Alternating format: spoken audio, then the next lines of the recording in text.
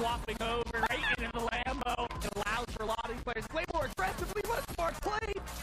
Artist looking for more in connect. Sharkman has the experience in these lobbies, knows that putting pressure on. Cakeman finds another one. Could he pick up the victory royale into the shot of the final player with the clutch of the tournament? We said it would all come down to that 5th game, and I meant that seriously. Thank you so much, and we'll see you guys next time.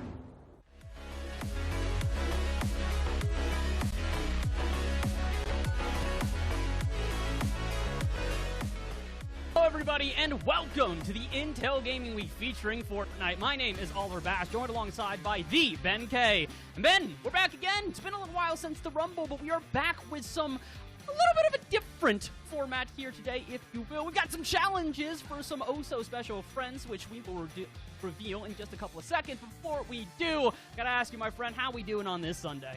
You know what, man? It's a beautiful day for some Fortnite, I have to say, you know? And you know what? We're getting to watch some of the best, right? Last time you saw us here on this channel, we were casting FaZe Replays' his event, right? It's like he's out there brawling with the best of the best to see who's new up-and-comers, and we saw Cakeman888 come out on top, and today they're pairing up together. They're gonna be running out some duos, maybe some duo squads, I don't know, but Bass, it's looking like it's gonna be an exciting night. Well, for those that don't know exactly what this night is going to entail, let me explain it to you guys at home. You remember FaZe Replays, the guy who was, you know, sort of the host, the guy getting everything together for the last event that we had here, the Rumble? Well, he's back again today, and he brings in his partner, Cakeman, and they have got a couple challenges to complete.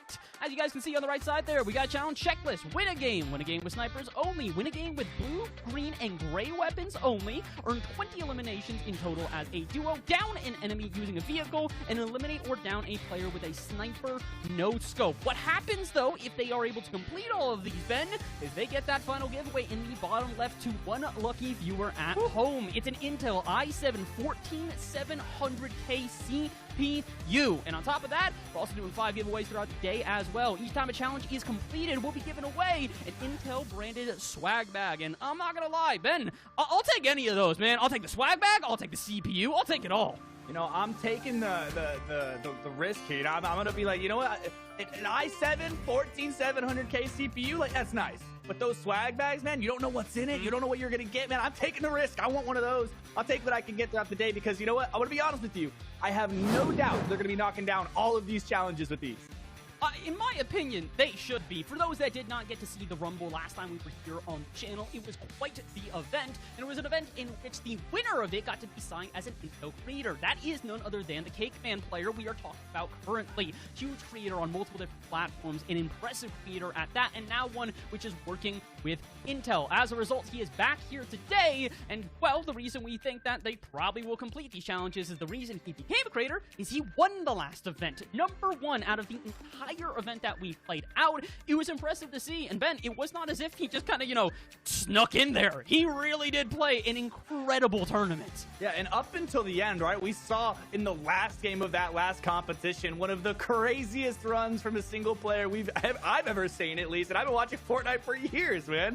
Cakeman dominating with the sniper rifle and just showing out, and he's a force to be reckoned with on the zero build playing field. And man, seeing some of those challenges there, mentioned the sniper rifles, right? I mean, Cakeman, I'm excited, dude, but you know what? I think we're going to be talking to him here in just a moment, Bass.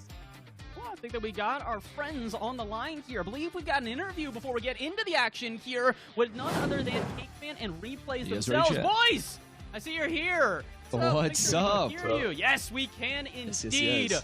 Welcome, welcome, gentlemen. It's challenge time. I'm gonna go to you first. Yes, Replays here. You were the host of everything last time. You're getting it all together. You feeling as confident today as last time? I'm feeling confident. We got the winner of the Intel Next Gen Rumble here, Cakeman. So he's gonna be carrying me here through doing these challenges. So I'm ready to go. You know, I saw you two butting heads a couple of times in the Rumble itself, and Cakeman landing some crazy sniper shots on the feed, man. I mean, some real highlight reel moments today. Cakeman, looking at the challenge list, are you feeling confident with you're gonna be able to knock them all off? I mean, how many games do you think it's realistically gonna take?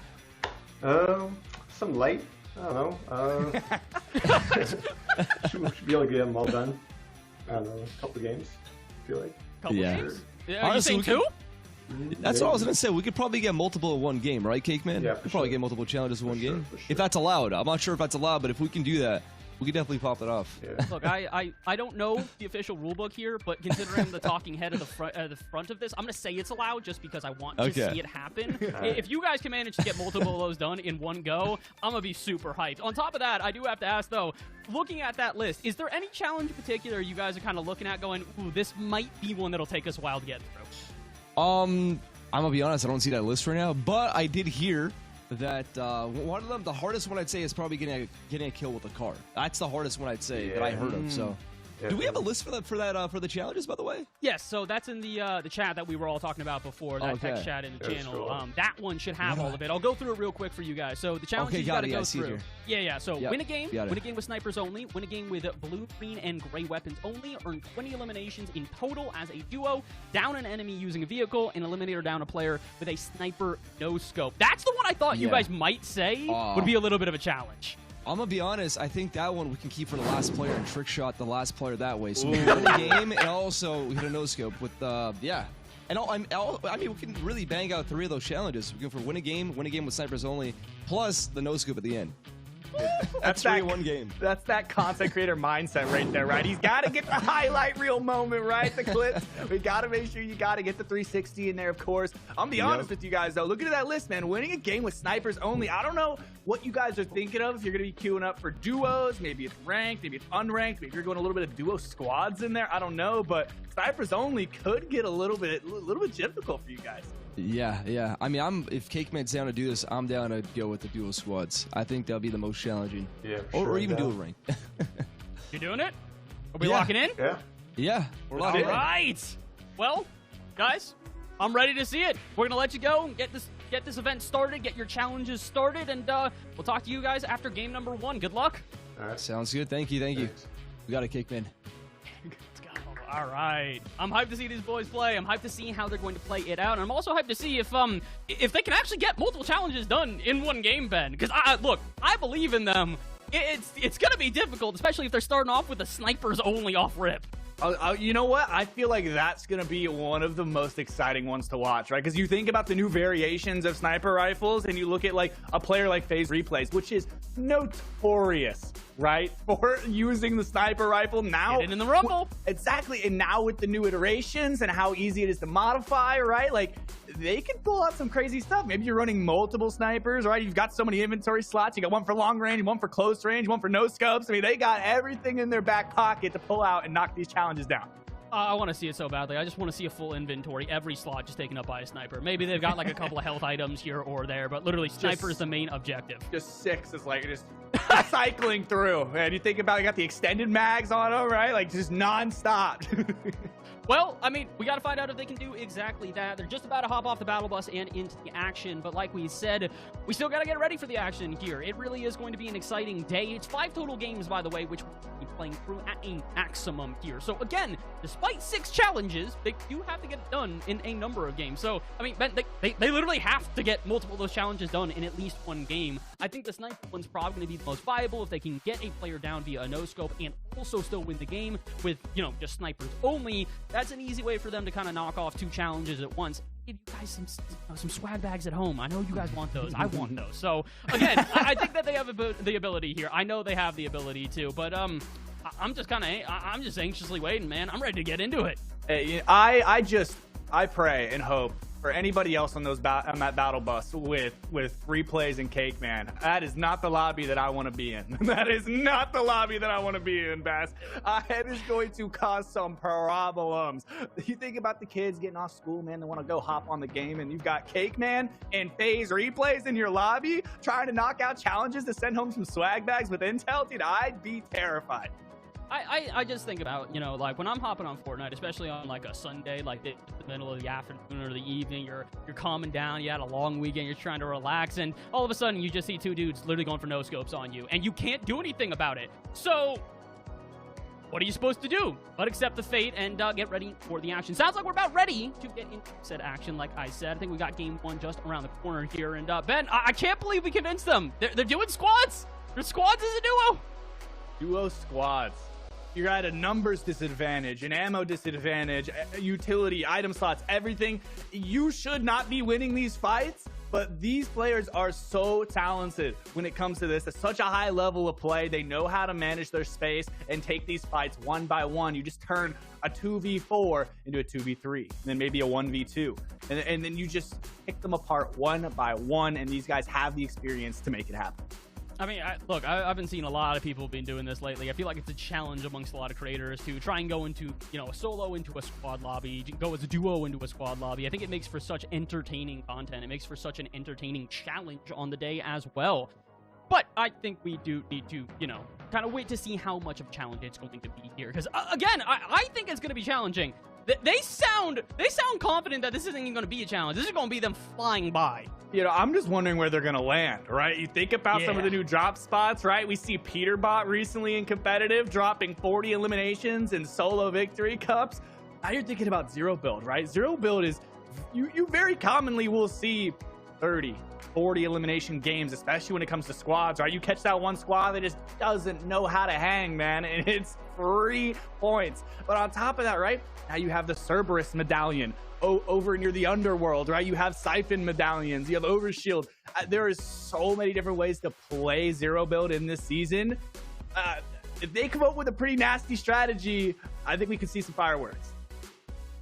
I believe it. Again, I have full confidence in these boys. They have obviously more confidence than we even have in them, according to the way that Replays is talking here. And, again, I believe in their abilities. I believe in what they can get done here, but I do think that it is going to be, you know, they have to be on for every single game. Again, with 6 total challenges and 5 games to play through, the reality is that if they have one off game, all of a sudden they are having to kind of catch up for the rest of the time. I do think that's part of why I think this, you know, initial strategy to go in with snipers only, while very entertaining, could come back to bite them. Because if they have that game where they're just trying for snipers, can't quite wrangle it, and it goes, you know, okay, that's a game all of a sudden they don't have to try and get back. So, again, believe in them. I do think, though, maybe it's just, you know, overconfidence from them. Maybe I'm not confident enough. I think this is going to be pretty challenging.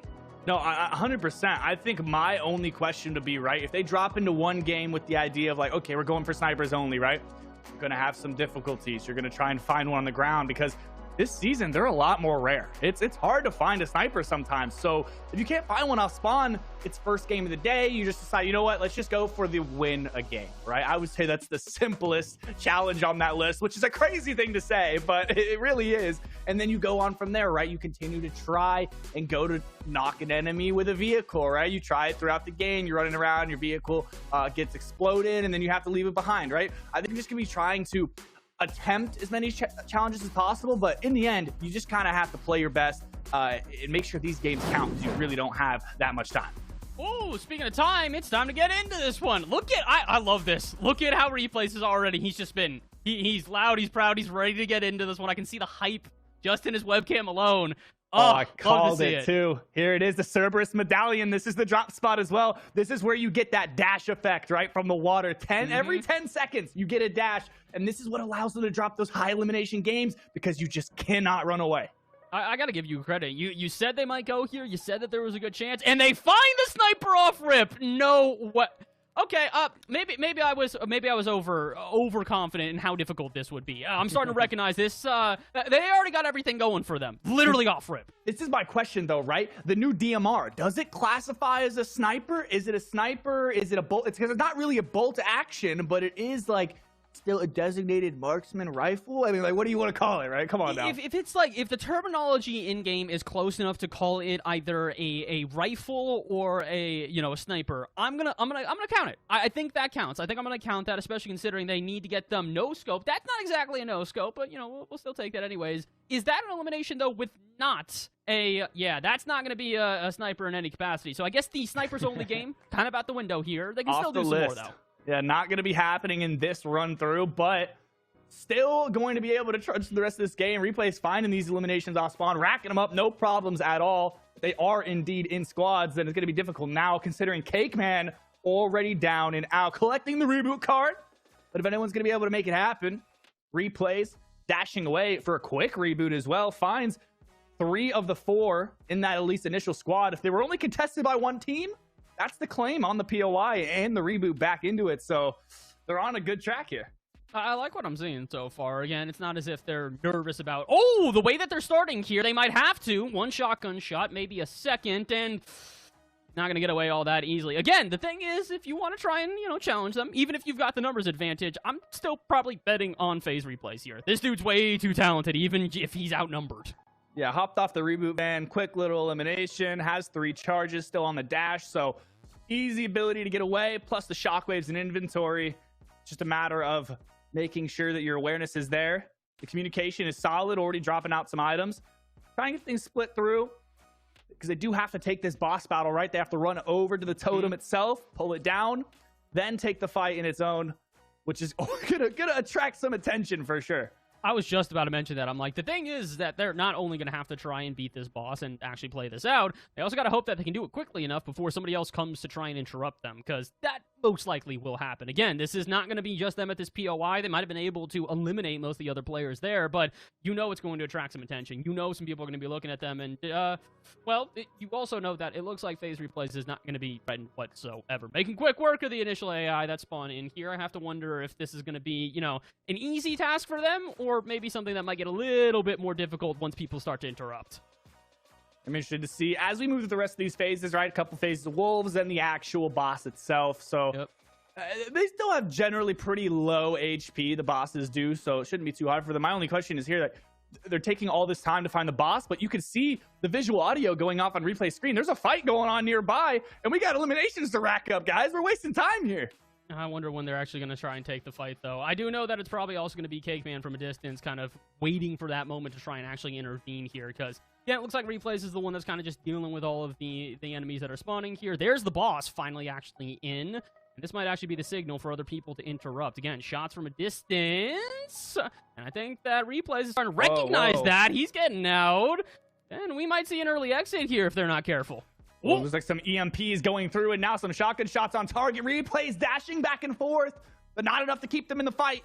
So now it's up to Cake Man, next-gen Rumble champion, has the resume to back up this kind of an engagement, right? This is where it's scary. You take the risk in this 2 versus 4 scenario. He's marking the players who are shockwaving away. Cake Man finding some initial knocks, but really at a numbers disadvantage with 1 player down, so it's difficult trying to finish the boss in this moment. The shield bubble will have to come out, but now Replays is low. Replays is low. He might just have to sacrifice him. I don't know if it's going to be worth it, because, again, he's got not only enemies around him, but he's also got the boss on top of him as well. That's an early exit here in game 1. Oh, boy. That's, Ben, I'm not going to lie. That is not what I admitted. I thought that they'd have some difficulties there, but I did not think the third party on the boss fight would be the biggest issue. It's going to be difficult for sure, but let's get some insight, right? We can speculate all day long, but let's hear it from the horse's mouth. Let's get him in here. Let's figure out what exactly went wrong in game number 1, as I can hear them now joining the call. Replays, Cake Man, guys, what's going on? Some solo clutches on both their guys' ends, but how'd it turn sour? I mean, I feel like I keep getting caught off guard both games here, so I think I'm just gonna have to be a little more. I gotta pay a little more attention on the next game when I'm fighting these bosses and stuff. Or maybe Cake Man, we just going over the bosses. Yeah, I don't know. That might be the strat. I was gonna say, boss was a bold call off rip, but I also noticed that you guys were kind of sticking to it, even with the third parties coming in. You guys kind of said, we got a game plan. We're gonna make sure of that. Is it maybe time to pivot a little bit, or are we gonna maybe at least try a similar strategy again? Yeah, I mean, usually when I'm playing, even if I'm fighting a team, I might do a little bit of both at the same time. Fight the boss and fight the team. So, but you know what? For these challenges, might have to take it a little bit slower. In duo squads, things look to be a little bit more difficult, right? Yeah. Especially when you get 1 player down without any initial knocks, right? Cake Man left alone in that moment. Maybe you're trying to channel a little bit of that inner Peter bot, right? Everyone seems to be landing on the Cerberus medallion recently. I mean, it's so powerful. Replays, I'm gonna be honest with you, man. I saw Cake Man fragging out in the next gen Rumble. Are we handing the medallion over? Cake Man, what do you think you're gonna be doing? Are we gonna see any 20 bombs from you today? Yeah, I'm gonna try to frag out for sure. I believe. Yeah, so I get off spawn first, I think. Yeah, that's exactly what I was saying. Is the hard part doing this is probably just the start. Once we're out of the respawn, we'll easily get this done. Are we still going for the only snipers challenge off rip, or are we gonna maybe take a second to kind of wait for getting into that challenge? So this is what I had in mind. I think we go from the easiest challenges to the hardest, and then go from there. I think it'll be more interesting, but we'll see how it goes. What are we going for then for this first one? What's the objective here? So which one was it? The green, gray, and blue weapons only. I think we're just gonna go with that and then go from there. All right, well, gentlemen, we wish you the best of luck. Good luck in game 2. We'll be watching. Thank you. Thank you. Let's go, chat. Dude. The team chemistry needs to be built up, right? They were enemies before in the next gen Rumble. Now this time they're paired together. They both have their resume to back it up. I see no reason why they shouldn't be able to do well in these games because they're just simply better. But like the replays mentioned, right? The off spawn. It's going to be the most difficult part of these fights because you are outnumbered. You don't know where these players are coming from. When it comes to zero build, if a player wants to grief your game, they're going to do it. They're going to sprint into your bunker. And if they've got 3 teammates behind them and you only got 1, and now you're on 10 HP, there's not really anything you can do. I mean, look, at this point, they've got to do everything, though. The reality is a game 1, which didn't really go their way. 0 challenges completed, not a lot of progress. Now they got to figure out, like we've talked about, they got to get multiple of these challenges done. I like the strategy they're going for here, though. They recognized, okay, this might be a bit more difficult than we anticipated. Maybe let's not go for the snipers only. Maybe let's not go for the more exquisite challenges. Let's go for something that we know we can handle. Not only for the fact that it's going to give them the best chance of succeeding, but also for you guys at home. I want to remind everybody once again, if these challenges are complete, we're giving away swag bags, courtesy of Intel. So we want to shout them out and make sure that, these guys have the best encouragement possible. And, I like what we're seeing here, Ben. I am nervous, though. They said they might alter their game plan. I don't think they are. Straight into the mix at one of those popular spots right now on the entire island. They're on the ground early, though, right? So many gliders still moving through. You see the footsteps, however. A lot of players in the close vicinity. Replays finding some early shield. 1 AR in inventory, but Cakeman's down immediately again. 50-50ing the gun. It's not going to work in this situation when you don't have that numbers advantage, right? You just get overwhelmed. They don't really need a better weapon than you. They just need something to put shots down range. But Replays does have a nice little loadout here. Quick little shot to take down 1. But there will be 3 more to follow. I am a little bit nervous. I thought that maybe he'd see the initial shots and go, okay, let's not have, replay, not to use the pun of his name, of the last round that we just had here. Instead, it looks like he's at least going to get a down. He's going to get a single elimination. Is this to try to bait them off the POI? Maybe try to get them to chase him down? I'm not really sure what the current strategy is here, but I got to hope that they've at least got somewhat of game plan. Because, again, they had a game plan in the first game we watched them. It didn't exactly work. It's not exactly working here in game 2, but I think they're at least changing it a little bit here. It looks like there's a marker on the map. I think they're going to a different reboot van, a bit further away from the POI, maybe to try and attract less attention this time. I like it. The disengage, right? When it comes to zero build, right? Players get really hyper aggressive. So that's where you'll see large amounts of players landing at these popular POIs, which leaves these smaller splits completely uncontested, right? There's so much loot right here at these 2 little houses where Replays is getting the reboot off, and nobody's gonna have touched it, right? They can either opt to loot back up at these houses or immediately get back into the mix, and Cakeman has that opportunity and chooses to try and loot back up. And I like the call here to kind of pull Replays back in a little bit and say, hey, let me loot up a little bit so we can take these fights at less of a disadvantage. Again, I can't really blame them. After the first time they tried to fight at a disadvantage, it didn't go their way. It makes sense to be a little bit more cautious this time, especially considering looks like this, despite not being a POI, is a decent amount of loot on it. Looks like nobody else dropped here, nobody else looted the place up, so maybe this will be the new strategy. Drop a little bit further away from the Cerberus medallion and then go after it once you're looted up and ready to go, which I think is exactly what we're seeing here. Inventory's full, everybody back to full health here. I think that they're going back in. Let's see if they can get to the underworld and maybe reclaim that medallion. And that's the thing, right? Medallions in seasons past were very overvalued. So many players would feel like they needed them because they had the regenerative constant health effect, but this time around they don't do any of that. All these medallions are going to do is have different effects for your actual gameplay itself. So even if you have the Cerberus medallion, right, it's so popular because some of the best players in the world can utilize it so well, but it doesn't mean it fits into your particular play style. So Replays and Cake Man could still very well dominate this lobby, even if they aren't able to get their hands on this medallion. But they're going to go ahead and contest for it. Some shots on, connecting onto at least one as they've timed it perfectly. They catch one in the open. Some shots fired back and traded through, but Cake Man finds the knock to start, and the boss isn't even down yet. They got to be careful here, though. Again, as much as they do have a pretty good loadout, they're still going to be at a numbers disadvantage. So every single elimination is going to be pretty important. Every elimination against them is going to diminish their chances even further. And unfortunately, Replays, get out, my friend. You need to dip. He can't. That's another one. It looks like people are fighting for the underworld here, Ben. I did not expect this. I'm gonna be honest with you. I think it's time to switch the drop spot. I agree. I want to be so for real. I mean, it's just so difficult, right? Because you look at the way that they play these starts, right? You can land on a weapon. You can get geared up faster. You can have a better drop, but it doesn't matter if you're not able to take them out fast enough, and there's just too many of them. But I think we'll get another insight with them, a post-game interview, see what's going on in their minds. He doesn't. Right. I'm not messing around. Back. I mean, what day is today? Like a Sunday. Gents, Man, I mean, guys, I don't know. I'm not sure what's happening. I'm not sure. I was just saying, I'm not sure what's going on here. Look, we got to bring it up.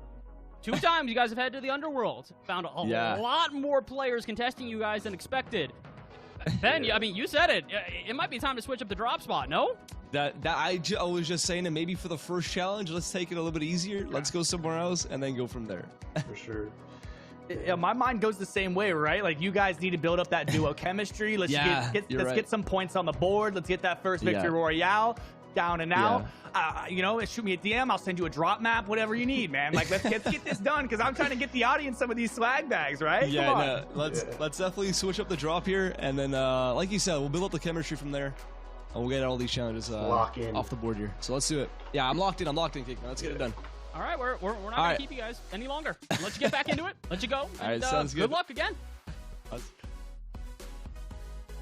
right, Ben. I mean, look, we've said it now twice in a row. We believe in these guys. They believe in them. They know they're good enough. It's time to execute, man. They got to do what they got to do. There's no 2 ways about it. They know what they need to do.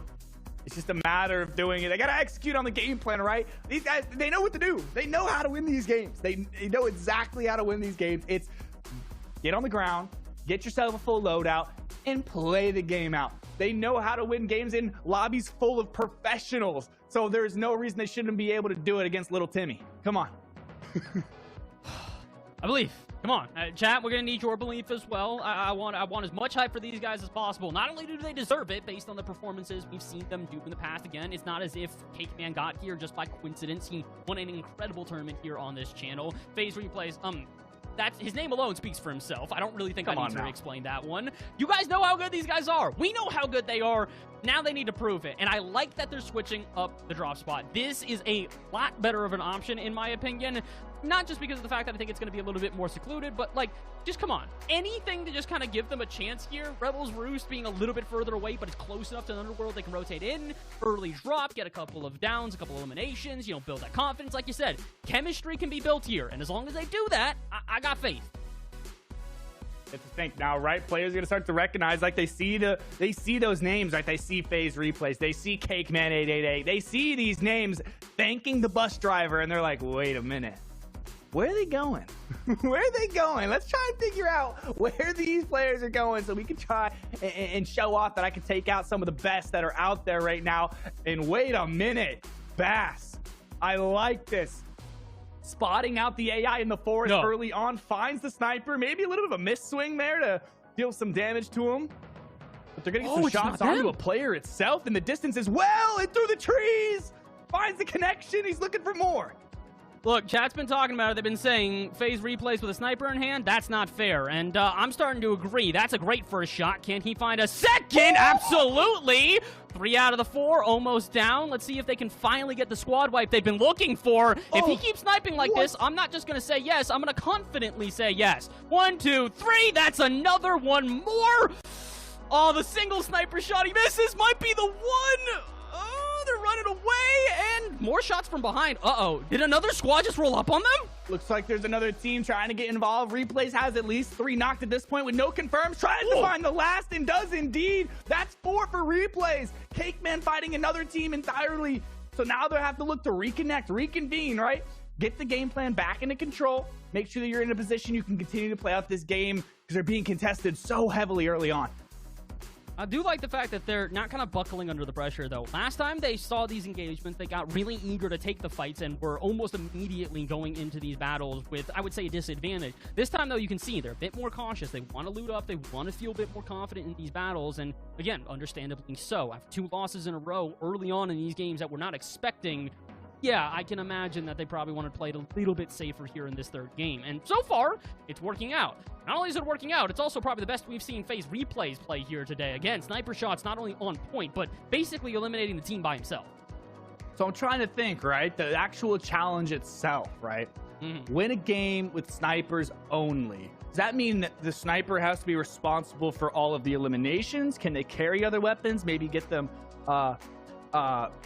lower, and then you try and finish them off with the sniper, and maybe that counts. Because as far as I'm concerned right now, they have 4 eliminations, and Replays has only gotten those 4 eliminations with the snipers. They're doing some damage so far. I don't necessarily think this is going to be the only way that they could win this one. I think that if push comes to shove, there's going to be a world where they go, okay, snipers aren't working for us, we have to use something else. But like you said, so far snipers are working, and it seems like Cake Man's starting to get warmed up too. There's 2 good shots in a row out of him. See if he can get 2 downs in a row as well. That one behind the tree, that one hits the tree. I think he's just going to go for the elimination instead. I do like what we're seeing. This is the best game by far we've seen out of them. Seems like now they've actually found some eliminations with something other than the sniper, so they won't have that opportunity yet to continue to try and push for that actual goal itself. But I mean, they have points on the board, right? You have to think that they're moving towards that actual objective to find that victory royale and play out the rest of this game. And maybe they're even on track to get the 20 bomb in game 1. Do we see the 20 bomb and the victory royale in game number 1? That would be great. I'm going to say this, though. It'd be great. They kind of have to. We're through so many games at this point here. They need to start knocking off multiple of these challenges at once. And again, this was the objective for them. I mean, heck, they were even saying, hey, we can get 3 of these at once. They're talking about doing the sniper game, the blue, gray, and green game. They're trying to get the win as well, because just winning a game is also one of the challenges here on the day. So, yeah, no, this is, look, it's going well for them, Ben, but I'm also trying not to jinx this. We've caster cursed them 2 games in a row of being like, yeah, they look good, they're playing well. And then, you know, everything goes about as abysmally as possible. So I'm going to try and just sit here with 0 reservations. I want to see them succeed, and I'm not going to say anything that could potentially ruin that. They're in a good spot to play up the rest of this game, right? They're on this far north side. They're behind most of the major POIs.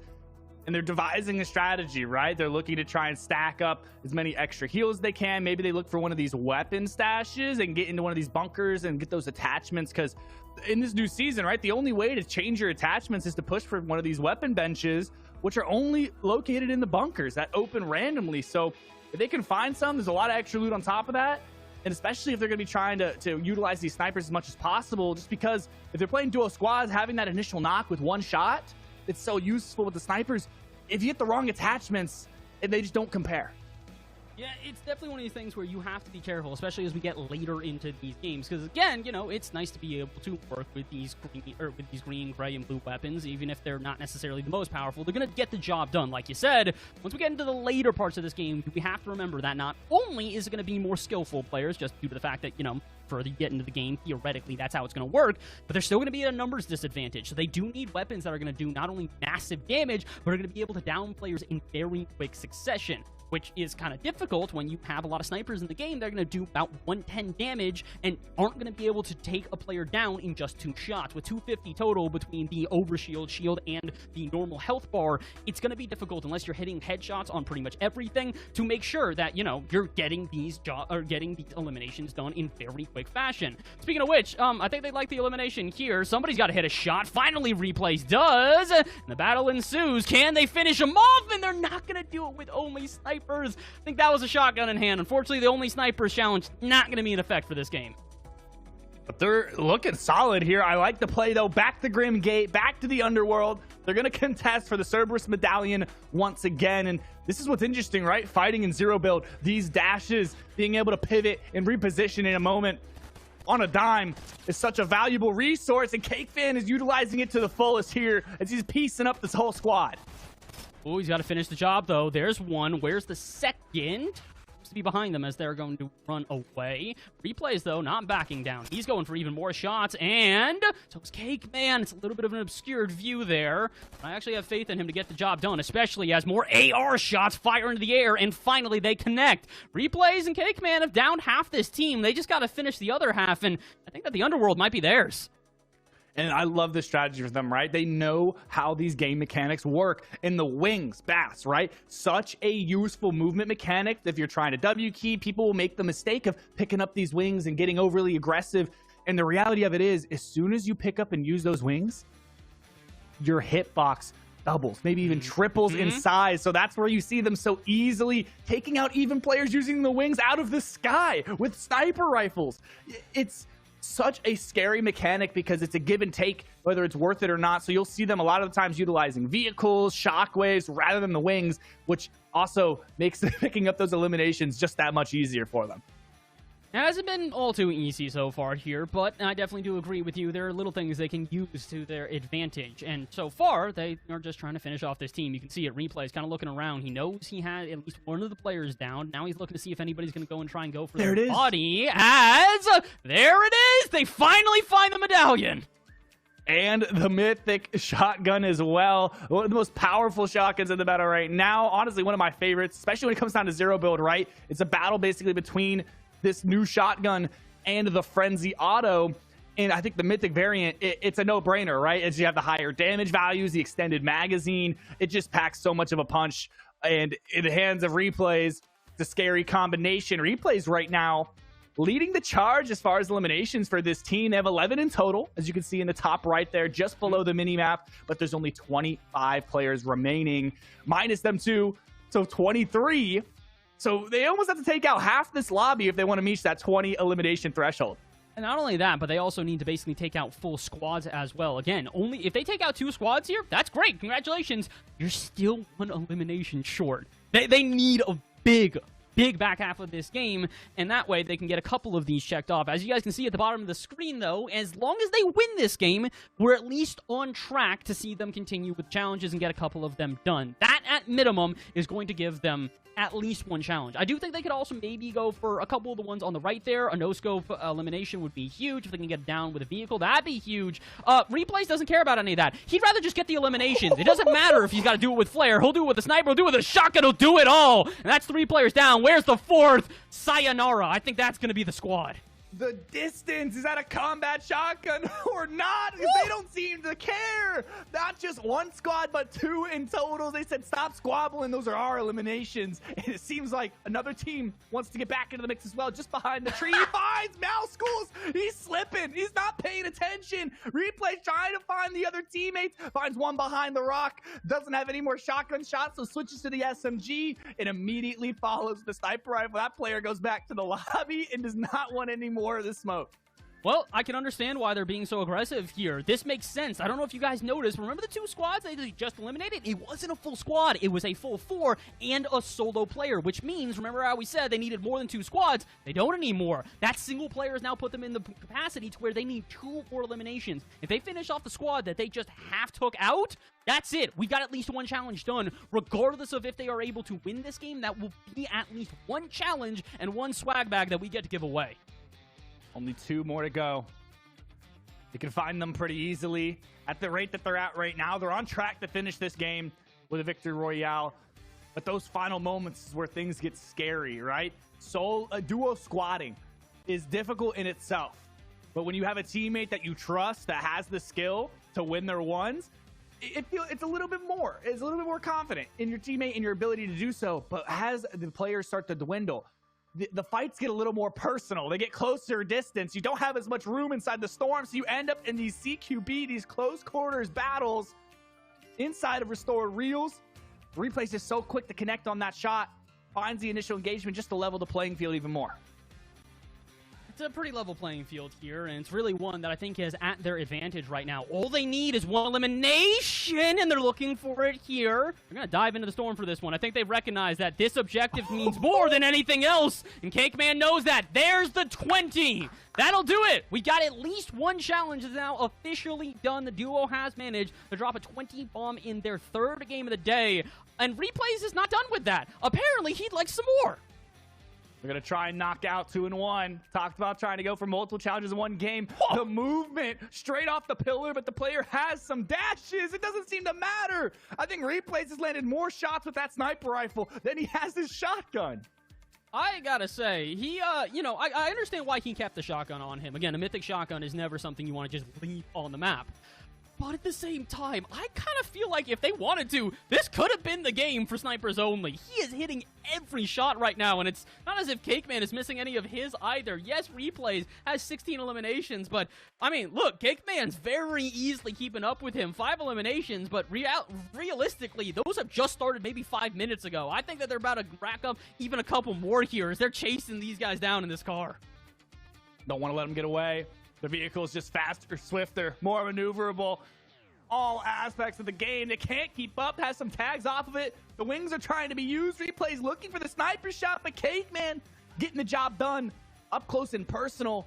But they're holding on to these charges, right? You can see it. The 3 skulls floating behind Replays with the Cerberus medallion still in inventory. So it doesn't really matter if things start to go bad. Replays has that repositioning mechanic to allow them to try and reset. Now the island's into the mix fast. You have that verticality that they have to worry about, right? Is there a squad up here waiting for them? But if not, they have the best view of the entire map, but there is a team. He's looking. 116 tries to find one, not able to get the confirm, but Cake Man's back into the mix. They're on top of the roofs. It's a little bit of combat. They don't seem to matter. Over the top, one will fall off the hippity top of the mountain. And again, Replays with the sniper. No need for the shotgun, most players would think, but no. He's going to go to the sniper instead. I gotta say, I was trying to keep up with what we just witnessed. I don't think I physically could have. They got in there, eliminated the squad before I could even figure out how many players were on the island, and by the time that they were done eliminating the squad, I'm not really sure where any of them went. That was probably the most contested island I've ever seen, and also the most easily taken island I've ever seen! And Replays is not done! Dude is hitting shots from 3 miles away! No problems there. The immediate mark. They finish one fight and straight back into the next, and I love this side by side. Both players, snipers in hands, and both players landing shots, right? It's just a matter of time. When is that green light lit for them to go ahead and jump onto this launch pad and close the distance? And Replays has made the executive decision. Cake Man still looking to try and put some shots down target as Replays wants to take the fight close, and he finds one with the headshot snipe. Maybe one left to go. Immediately that Cerberus medallion, you can't get away. If you thought that Replays was going to get closer and start to miss his shots after literally over 100 meters out, he was still hitting headshots, you are sorely mistaken. And my goodness, does he seem confident here. A 20 elimination game for him alone. They're close to dropping 30 here in this game, Ben. It's looking solid. Replays is no stranger to having the eyes on him. Cake Man, maybe possibly in the adjustment period still, but they're working so well together here. The quick succession. They're immediately rotating from one fight straight to the next, and they're not slowing down anytime soon. Replays trying to do something with the car here. Maybe the knock with the vehicle. The player is so low. He's boosting through. It connects, and there it is. The elimination with the vehicle. They're knocking out another challenge. Go ahead and tick it off. They could hit half of these challenges in a single game. Yes, the beginning of the day was a little bit shaky for them, but that doesn't matter if they're able to just complete all of these in one go. Like we said, already done with the earned 20 eliminations in total as a duo. That was done a long time ago, and also many, many eliminations ago at this point. They've now finished off an enemy using a vehicle. They didn't even have to down them. They got the full-on elimination. And if they win a game, that is 3 out of the 6 challenges already completed here, and they will still have multiple games left to play. Ben, this isn't just a turnaround. This is a monumental change. I loved how they were so concerned about this vehicle challenge at the top of the show, right? They were talking about it. They were like, I'm not sure. It's going to be a little bit difficult. Players are going to run away. Maybe the car is going to get blown up. They eliminated every player on the squad, knew it was just a solo left. Cakeman got them low, and Replays finished them off. Such good communication between the two of them to get that challenge done. And at this pace, Bass, this is going to be 3 challenges in one at least. I mean, I have to imagine it's going to be 3 challenges, unless all of the momentum in the world just absolutely drops off here. I just don't see a world where they start to fall apart. They're hitting their shots. They're playing confidently. They're playing with the, I'd say, what's the word you were using before? Chemistry? Yeah, that's what we're seeing now, is the chemistry from these guys, and I gotta commend it. It means so much to see these guys finally show what we've been talking about. I mean, again, for the first 2 games, you're looking at you and I as talking heads going, are they sure they know what they're talking about? Now they're proving it. They're backing us up. They're not making us look a fool, and I have to appreciate them for that. Before we get back into the action, though, I did want to give a quick little shout out here. You guys can see that banner at the very top of your screen right now. It is there for a reason. It's a huge shout out to Create for Sick Kids. Intel Gaming Week is supporting Create for Sick Kids, Create for Sick Kids, a fundraising program that teams up with content creators and gamers to heal the future in an era of precision child health. We really do appreciate them, and all funds raised through Create for Sick Kids is going to benefit the Sick Kids Foundation. As you guys can see, we've got a goal of 2,000 CAD up top. If you guys would not mind donating to that, we really do appreciate it. It's for an awesome cause. It's for an awesome program, and a huge shout out to Sick Kids for everything that they do. Like we said, all of today is Create for Sick Kids. We want to support them, and we appreciate that we can. So, again, thank you to everybody who does donate. It really does mean a lot. We'll let you get back into the action now, though, because, again, as much as, we're supporting supporting this program, we also got to support the players here, because they are almost going to get this one done. There's 2 other players left in this lobby. This could be the win. 2v2 situation. Replay spotting one out, leading with the sniper rifle, trying to make sure they can get this game down and out, and one will be knocked. So that's a 2v1 situation. Storm moving behind him. Cakeman connecting. That was that back and forth for them, the little 1-2 punch combo. Take out one of the last players in this lobby. There's only one remaining. Where could they be hiding? Check all the bushes, check all the trees, because it's 0 build. It's easy to hide and rat around. They only need 1 more elim. They're so close here. I want to see these cameras pop. As soon as they get this, I want to see the celebrations. Because oh, did he hit that? I was going to say, not only would they be able to turn this one all the way around, could you imagine how good it must feel to just literally 2 games of just nothing going your way, and here in this final one, you're not only feeling confident enough to win the game, I think they're going for the no-scope. No, come on, Replays. All you need is 1. I know you can do it. Hit the no-scope. Come on, dude. Go for the trick shots. He's looking for it. He knows they talked about wanting to end on a high note, but now Replays is out of shockwaves. The player is up close. Are they even firing back? But he still has the Cerberus medallion. Cakeman's going for something, though. Up from the top ropes. Not able to connect yet. But still, he has the Flowberry Fizz. It's hard to keep track of. 2 different trick shotters and 2 different sides. The left and right, they're both going for shots. They're not going to let this go. They have so much time in this game, though. They have plenty of ammunition. Now they're splitting the medallions. They're both going to try and continue to use these Cerberus medallion charges, these dash charges. Try and get some extra elevation, because, basketball, now what is a no-scope worth if it's not pretty? It's got to be the 360 no-scope. There's a reason why that word is synonymous with the word no-scope. It basically has to be. It's why you keep seeing them go for these whip-arounds and almost hitting the shot, as it looks like. I think we might have some giveaways coming up here. Maybe not quite yet. We'll talk about those after we get this one done. Because, again, we've got 2 giveaways confirmed. Let's get a 3rd and maybe a 4th. If they win the game, that's a 3rd. If they hit the no-scope, that's a 4th. Ben, we're about to give away so many swag bags. I don't know what to do with all of them. Oh, no, I'm just worried now because the last player in this lobby now stuck in the zone. They put too much pressure on them. They got uncomfortable. They forgot the zone continues to move, and it's starting to tick hard. It's 5 damage per tick, and oh, no, the worst has happened. And the game will go down just to zone itself. What an unfortunate demise, but they got it done, right? 3 in 1 game. Bass, we say it's unfortunate just because they weren't able to go for 4. But I have to say, that's 3 in 1 game. 3 in 1 game. Absolutely absurd.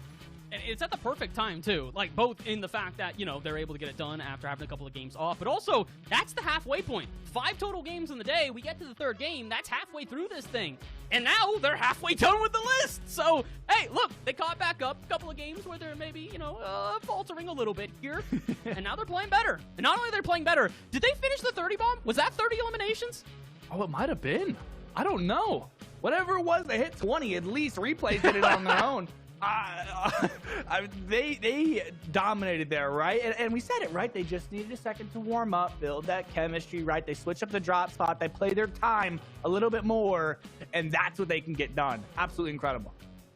Again, commend them through and through for not only being able to have as good a game as they did, but really one that wasn't exactly clean cut for them. Again, the initial drop was not easy for them. Everything afterwards, so it looks like they're going to be battle, and well, looks like you guys are still locked in here, gentlemen. We welcome you back, and I welcome you back with, I'd hope, maybe a little bit more. What's the word I'm looking for here? Chutzpah. You guys feeling good? You feeling confident? You feeling ready to go? I'm feeling ready to go for the next one. That was a great game. I think all I needed really was just a sniper, and that's all I needed. I love the strat there, right? We saw you switching up the drop spot. I was confused for a second. I saw you jump. I was like, maybe they're going lavish, Revel's Roost. I don't know. And then I think we were watching Cake Man's POV. Drops right onto the AI there to find the sniper right off the rip, man. You guys had a bunch of people out there in the woods trying to foil your plans. But dude, Replays, your first 4 eliminations were with sniper only. We thought you were going for a challenge. No, that's what it seemed like. I just didn't really have any other gun. The hand cannon wasn't really helping me out, so I was just going with the snipes, and it was working out. Everything seemed to work out for you guys. So I'm not sure if you guys been, you know, keeping track of when you guys are ticking off challenges at this point. Yeah, but we are. Okay, so you guys know that you're 3 out of the 6 done, correct? Yes, Yeah. All right, I like it. I like it. So feeling confident, playing confident, playing well. I'm gonna ask you both. What are we going for next? What's the next challenge we're looking at? I think the next ones that we have in mind, I mean, that was mentioned is I think we go with what we started off with, which was gray to blue rarity, and then just go from there. Maybe knock some more challenges off throughout the game. We'll see. Yeah. It's awesome to see you guys build up that chemistry throughout the rest of these fights, man. Cake Man, you seem to be a little bit quieter of the two, man. Are you real locked in to try and get all these challenges done? I mean, how you feeling today? Feeling good. A little bit nervous, but I got locked in. I got good. We're good. More or less nervous in the Rumble, in your opinion? Less for sure. But Okay. Yeah. Well, if you're able to win the Rumble under a decent amount of pressure, I have confidence in you being able to still do it today with the pressure that is on you. You guys are having some good games. You're starting to warm up. You're starting to play well. All that's left is 2 more games. You get 3 more challenges, and we're giving away a ton of stuff for everybody at home. So, again, we wish you the best of luck. I'm going to let you guys stay locked in. Don't want to take you out of the element too much. And we'll be looking for those green, grays, and blues. I wish you luck. All right, thank you. All right, then. We're halfway through the day.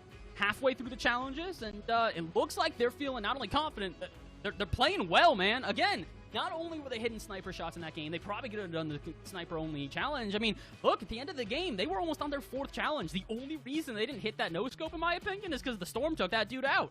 I was going to say, and it's so great to see them finally, like the confidence is now, like, it's clicking, right? They're seeing the results they should be seeing. I'm gonna be totally honest with you. When I saw what we were gonna be doing today, and the pair of these players coming together to do this, I thought, oh, they're dropping 40 bombs every game. 0 chance of doing anything but that.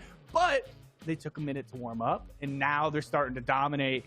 And I think we're gonna be in for some crazy matches as these games continue to roll out. Well, we're not quite going to get to those games yet here. First, we got to go to a little bit of a break. Like we said, we're halfway through the day, which means that Ben and I need to take a second. The people behind the scenes need to take a second. And players themselves, and Replays the Cake Man, might need a break as well. When we return, though, it's the back half of our challenges here today. Games 1 through 3 have resulted in 3 challenges done. Can we get the other 3 in games 4 and 5? We'll find out when we return here to the Intel Gaming Week featuring Fortnite.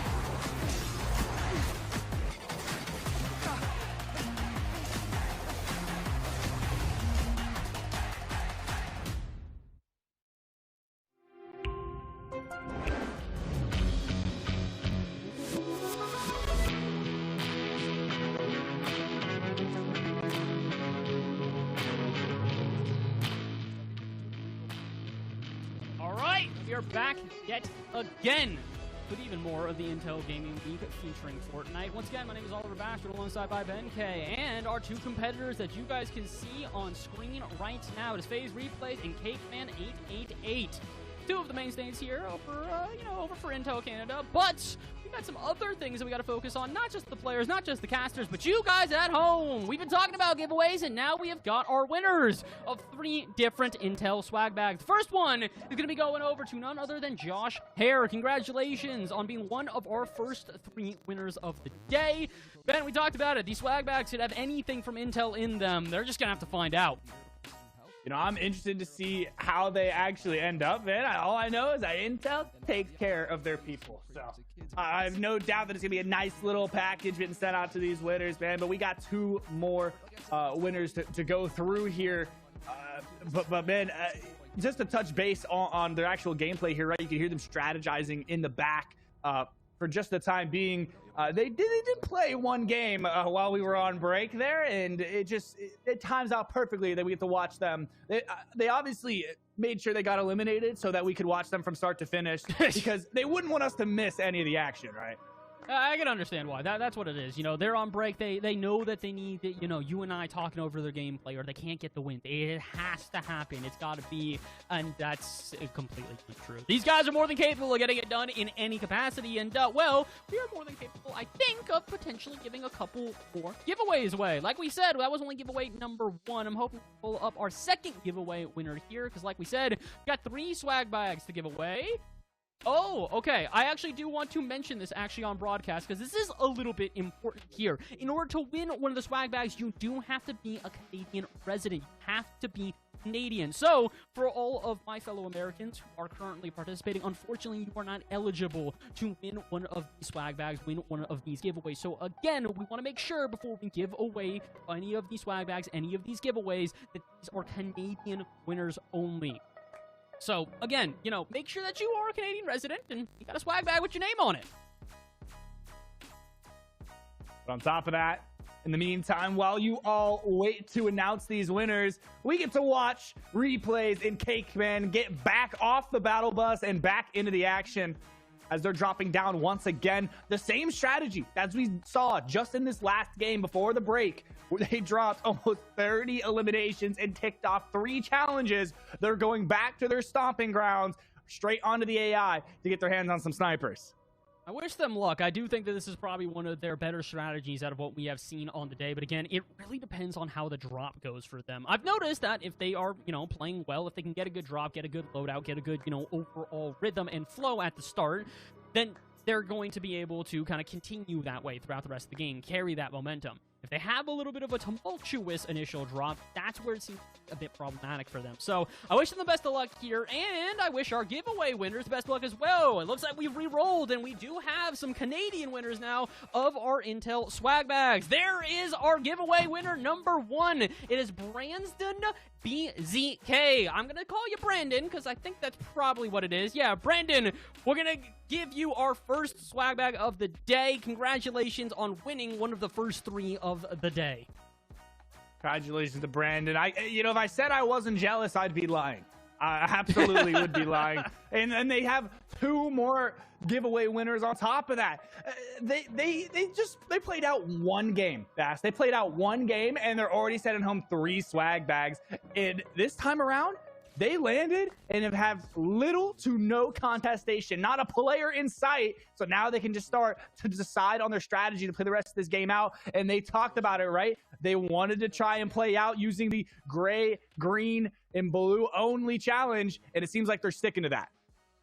Looks like they're sticking to that, and honestly, I can't really blame them. The loadout they've gotten off rip is pretty good for exactly that. CakeMan might need a couple of more things, but you guys at home also need a couple more things. We got more giveaway winners here, as we've talked about. 3 challenges immediately completed in that last game we saw them play out, which means giveaway winner 1, 2, and 3. So let's see.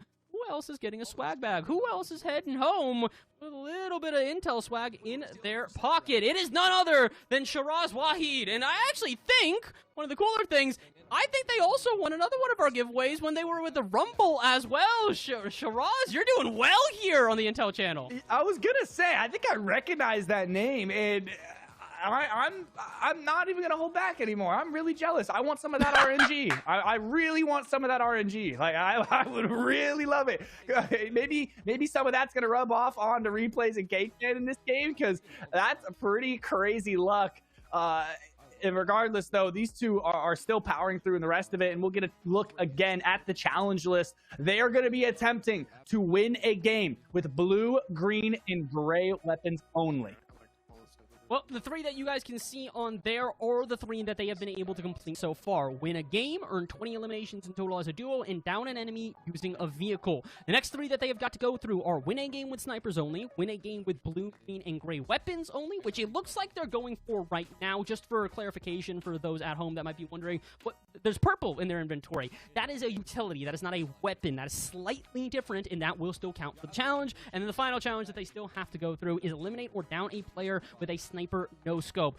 They can kind of do a couple of these all in one go. I don't think they can do the snipers one, because it does look like they've got a couple other weapons in their inventory that are not just snipers, but they can hit a no scope with one of the gray, blue, or green snipers here. They could knock out two of these here in this game.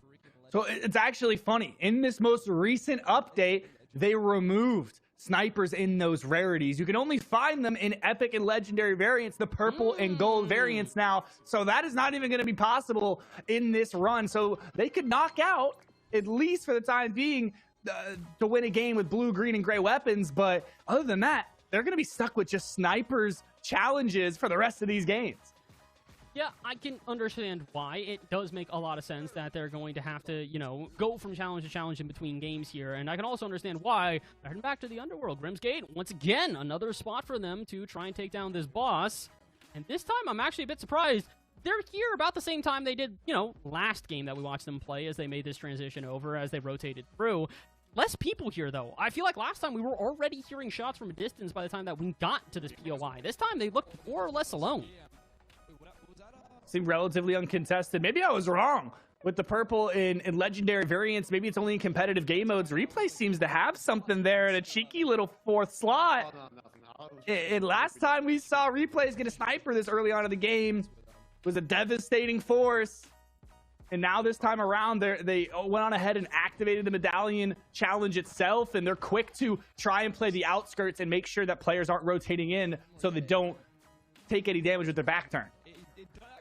Well, so far so good here. It looks like the initial challenge is going well here. The boss isn't necessarily too much of a tall task for them, but again, it never really has been. CPUs are something they can take down. It's more other players that have been problematic when it comes to getting this medallion. Again, third party on repeating through the last couple of games that we have watched them, so they gotta be pretty happy here that they're already halfway through this, and they don't seem to have anybody contesting them. I take it back. The minute I mention that in Replays, just sees the littlest glimmer of somebody's head from a distance, and well, they're going to make quick work of this before they resume on the boss. Do not count on Replays missing a thing. He's going to spot you out and connect on the shot with only a pixel left out of cover. Finds the second one as well, and there's the immediate green light. Using the dash charges, they want to close this distance. You're not going to get away. The quick scope to close. One player will fall. Cakeman finds another. Now the 2v2. The Cakeman on the right. Low HP, shockwaving away. Immediately trying to pop some shield, using these dash charges to disengage. Replays from the flank, looking to try and identify one player from distance, and calls it outright. You can hear him. The sniper's there, but Replay's better. He is doing some massive damage with that blue sniper in his hand right now. This is why we say can't necessarily get the completely sniper challenge only done, but they could try to go for a couple of no-scopes. Maybe not right here. I think Replays is looking for a sharp shoot from a distance here, and I don't think he's going to get it, but he didn't need it. I don't think they're necessarily trying to make sure that they can eliminate that squad there. They're just trying to keep them away from this challenge, away from this boss, and away from the medallion that they're hoping to try and collect. Again, it's not as if they're not prepared for these fights. It's not as if they are trying to shy away from them, but they do know that their priority here is getting this boss done. Then they can focus on the third parties. And they're really taking their sweet time here, right? Generally, they blaze through these challenges because they aren't that difficult when it comes down to taking down some of these AIs, and Cerberus specifically. It's not that difficult, right? They're already down to half HP, then the shield is cracked, and it's just downhill from there. But they utilized it. They used it to try and draw in these players because now the elimination challenges are kind of done. So their only job is to make sure that they can try and play for time and make it into the end game. Yeah, they don't even need to make it to the end game necessarily. They don't need to win these games either. It really is at this point just about getting these more difficult challenges out of the way. The only one that does rely on winning these games is the sniper only and being green, right, and blue, like we've been talking about on repeat. But if they even want to get at least a challenge done in this game, all they got to do is hit a no-scope with one of the multiple snipers they've got in their inventory. If I think they're going to do it, I'm going to suspect that Replays is going to do it with that blue one there in his 4th slot. And again, not really surprising. He has been a menace with the sniper today. Whether unscoped or scoped, he really has been hitting most of his shots. Even if this game has been a little bit quiet, we're down to only 22 players remaining in this game, Ben, and they've only gotten 2 eliminations so far. Yo, Replays, are we snacking right now? Did I just see that? I think homie just, like, took a bite of a baby carrot. I don't even know what that was. Like, I respect the grind, right? Get the veggies in. Get the veggies in. Like, maybe that's why his aim is so good. I don't know. Obviously, it's helping with the eyesight. But I mean, shoot, we got some challenges. We got some swag bags to give out. We got to lock in. Yeah, look, and same challenge, though. I'm going to challenge everybody at home to make sure you eat your veggies. It's important, and I know you all know that it's important, and I know you can all agree on that as well. If Replays is endorsing it, then it's got to be important, as he, goodness, a quick snipe there to take out one of the few opponents they have now found themselves here over at the Reels. They're not done yet, though. Shots from a distance, and oh boy, drop down shotgun. That's not one. Shots land, but no elimination so far. There's one. Let's see if they can get another. Wow. He's got the sniper in hand. Is he going for the no-scope? No, not quite. I thought that was another player. I think it's a CPU. And it's great to see, though, the reposition with the medallion. It's so powerful. Cakeman finds himself on low HP with 10 left, but the elimination's confirmed. Replays had faith. Didn't even blink for a moment. Now they'll continue to play out the rest of this game, right? They're slowing things down, and they're picking off teams that have the medallion rather than trying to fight. But there it is, the giveaway winner at the bottom, Chris Garcia, taking home a swag bag, and I'm sure, with no doubt in my mind, more will be continued to give it out throughout the rest of this night. But congratulations again to Chris Garcia. Congrats, Chris Garcia, and all of our winners here so far today. But again, guys, this is not the end of the giveaways. The crazy thing is that you know, a couple of swag bags that we've given away. That's the first 3. Got 6 challenges. 2 more of them are going to be giving away a swag bag. And the final one, if we can complete all 6 challenges on the day, if Replays and Cakeman can get it done, we're giving away a super CPU. I don't know if you guys have seen it, but that 14700K is pretty dang nice. So let's cheer these guys on. Let's hope that they can get a couple more of these swag bags given away and that CPU. All they got to do, continue on the way that they're playing right now. Ben, we talked about it. It looks like they're going for that challenge of the gray, greens, and blues only. And if they win this game with that in their inventory, we have another swag bag we're giving away as soon as this one's done. They're doing well, taking a lot of damage. Replays, overshield cracked, and now the team wants to close the distance, so they'll be forced to take some fights with snipers. Sorry, with shotguns. They're trying to land some shots with these snipers before they have the chance to get too close. Cakeman taking a lot of damage. There's the overshield and the normal shield gone. Nothing left. Flowberry Fizz in hand. That'll give him the ability to disengage using these dashes, as well as play for time a little bit more as Replays is looking to try and play the other side of things. We'll take out one. Now they'll take the disguise. They move straight up, but the lightning bolt, the thunderbolt will not help them out. Replays lands the shot. The players continue to fall. And they're finding more of these eliminations as the zone starts to close. But these are the medallion teams, 2 other squads with medallions right on top of them. And it waited a little while before they started to get into these engagements, get into these fights. But now that they have, they seem pretty dang confident in them. Both Cakeman and Replays picking up some eliminations there. They're at 9 now total. A little bit more split than last time. We talked about it. Replays was just kind of popping off with that sniper. 20 eliminations to him alone. This game looks a little bit more even. They're almost at double digits with each of them having a handful, at least a squad eliminated apiece. I like it. Maybe the snacks are working. He's still snacking as he's traveling and traversing across this land. So, hey, if it ain't broke, don't fix it. So painful to see him there, right? Picked up another medallion. They have 3 in total now, but he has to leave the mythic DMR behind. It's so powerful, but it just stings to watch it just sit there on the ground. It's like 80 damage to the body, a semi-automatic rifle. It's so powerful. In zero build, it's just devastating, but they just can't in this game. And replays a pistol, a frenzy shotgun, and a sniper. It's enough to get the job done, but it definitely hurts to not be able to take the upgrades. Look, this is why we call them challenges. If they were easy to complete, well, we have them all completed, guaranteed. But as you guys saw, it took them 3 games to even get a single challenge done. And by the time that they did, it really took them being in the absolute flow state that they currently are. Speaking of flow state, this is how they're going to make up for the fact that they do have to not pick up those mythic weapons, that they can't pick up anything purple or gold. This is how. You got to mod them out. You got to make them a little bit stronger. And I think if you can do that, this blue sniper might just be enough to carry them through this game. And the guaranteed mod bench here at top of the island. They know it's there. It's in the next zone. This team wants to try and fight. I saw the bubble shields coming out. Do it. Replays the no-scope! That's going to confirm it. Don't even need to worry about the trick shot at the end of the game. He's going to land it on the player right around the corner. Just so casual about it. Like anybody but replays, really. Well, there's another one. They may not even win this game. I think that they probably will, but they don't have to. Ladies and gentlemen, we've got another challenge ticked off. That's another swag bag being given away to all of you lovely folks at home. As long as you are a Canadian resident, want to mention that yet again, just to clarify that in order to win one of these swag bags, you must be a Canadian resident. So, if you are a Canadian resident, stick around. We might be giving you something to carry on home with at the end of this game. We might even be giving it to 2 of you guys. Replays, he's looking for that win. With 12 players left in this lobby, they're not far away.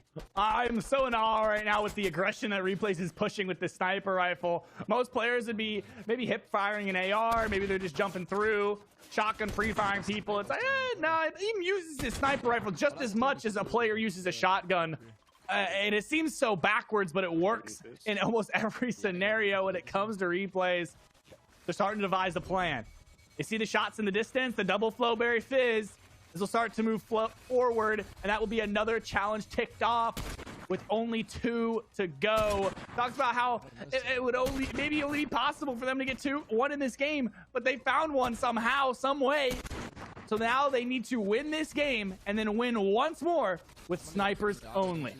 I really do hope that they're able to get it here, because I can't wait to see the entire end of our day just be them going with snipers. Coming in, doesn't matter what tier, by the way, so again, they don't have to stick with these lower tiers of weapons. They can play with whatever they want, as long as they get it done here and now.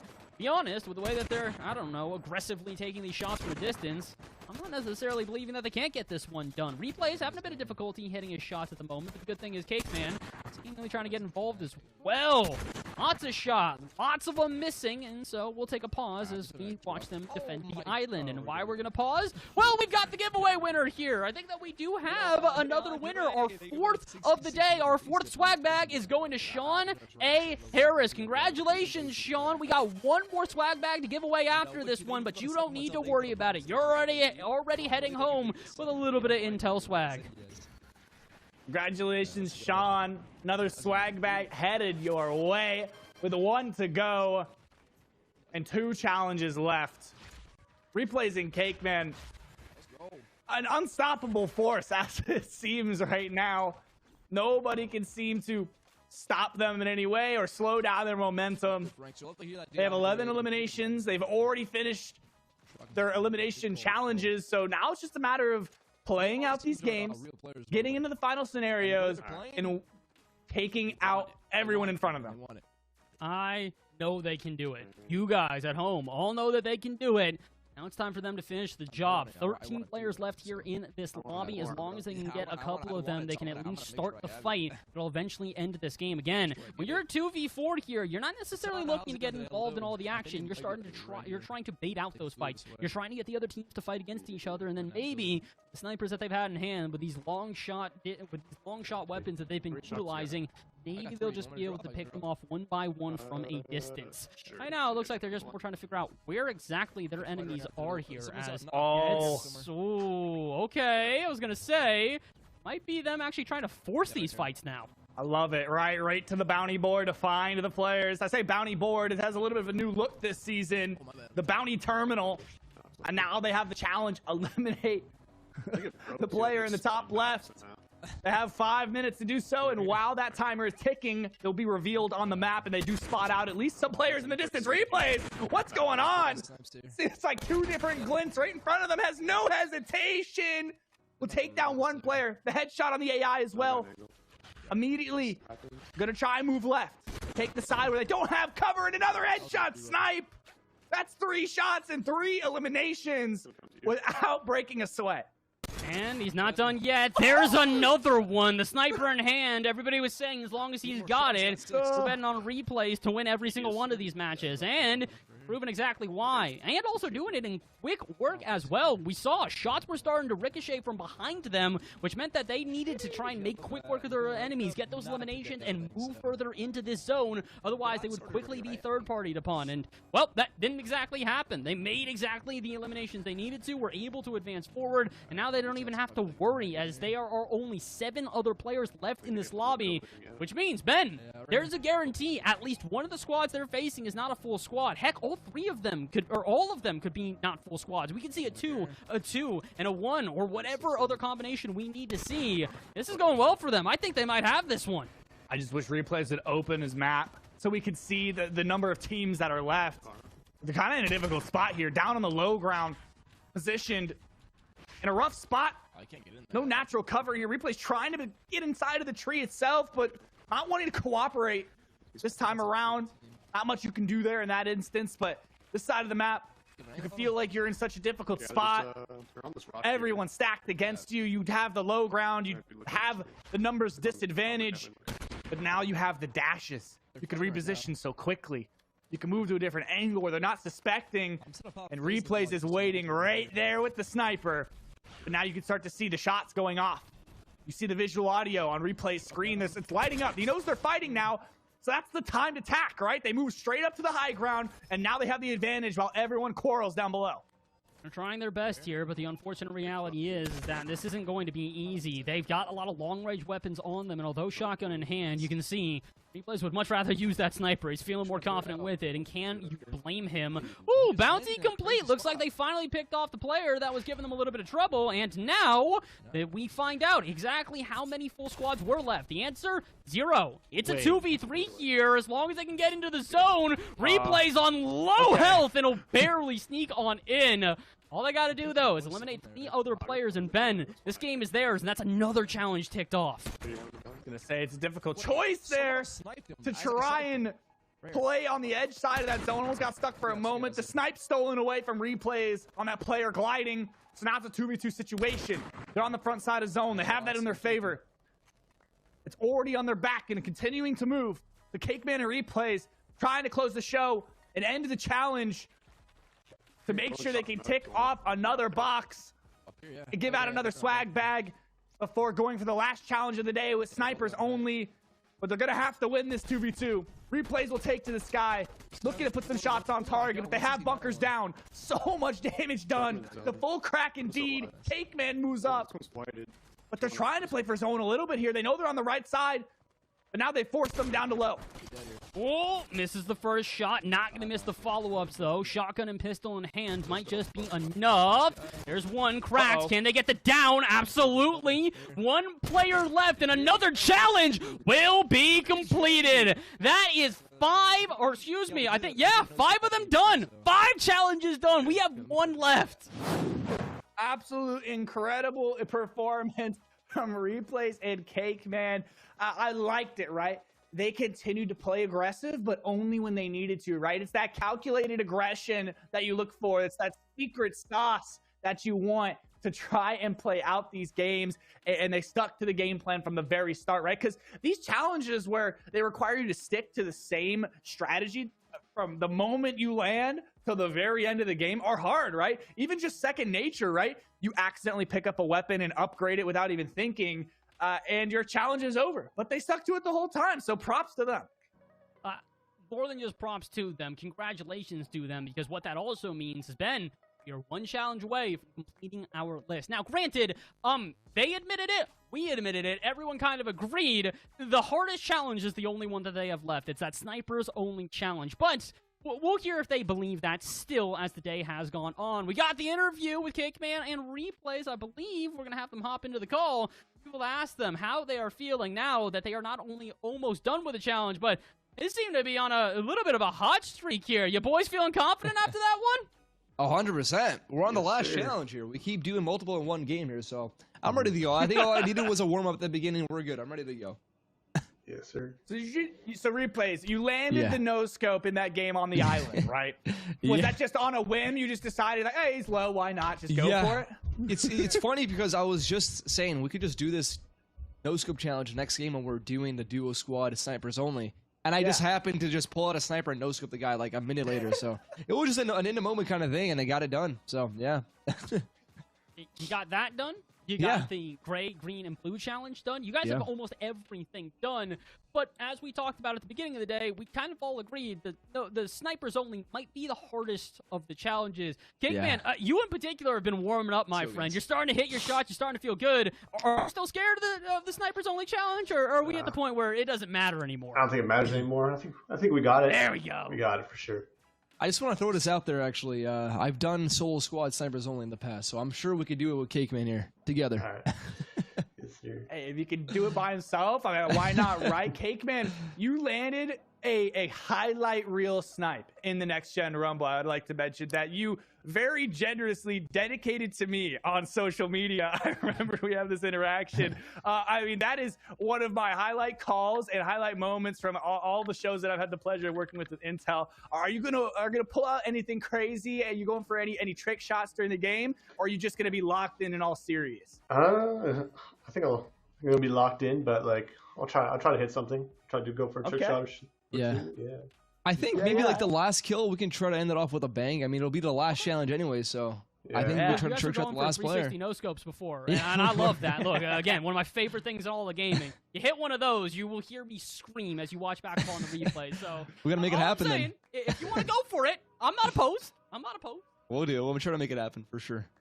Definitely. Well, we appreciate it, and we appreciate you guys hopping in here because we know you're locked in, we know you're ready, so we're going to let you get back into the action. Like we said, we're one single challenge away from not only completing the list, but guarantee somebody at home is going home with an Intel CPU. So we wish you luck. We're going to talk to you guys soon. Yeah, sounds good. Thank you. Thanks.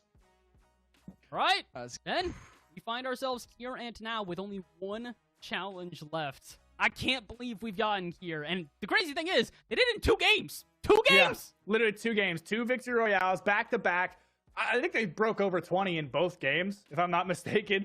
Replays talked about how he's been doing solo squads, sniper only on his stream, right? And now you pair Cakeman into the mix. We could see, maybe we see some world record. I don't know, man. Something's feeling special in the air. Something feels magical. I don't know what to tell you, Bess. Well, we're going to let the magic, just settle a little bit here. Because we got another break. We got 5 minutes. But when we return, potentially, into the challenges here. And if they can complete that, that means one of you guys at home is walking away with a new Intel CPU. So do not go anywhere. When we return, it is even more of the Intel Gaming Week featuring Fortnite. We'll be back in just a moment.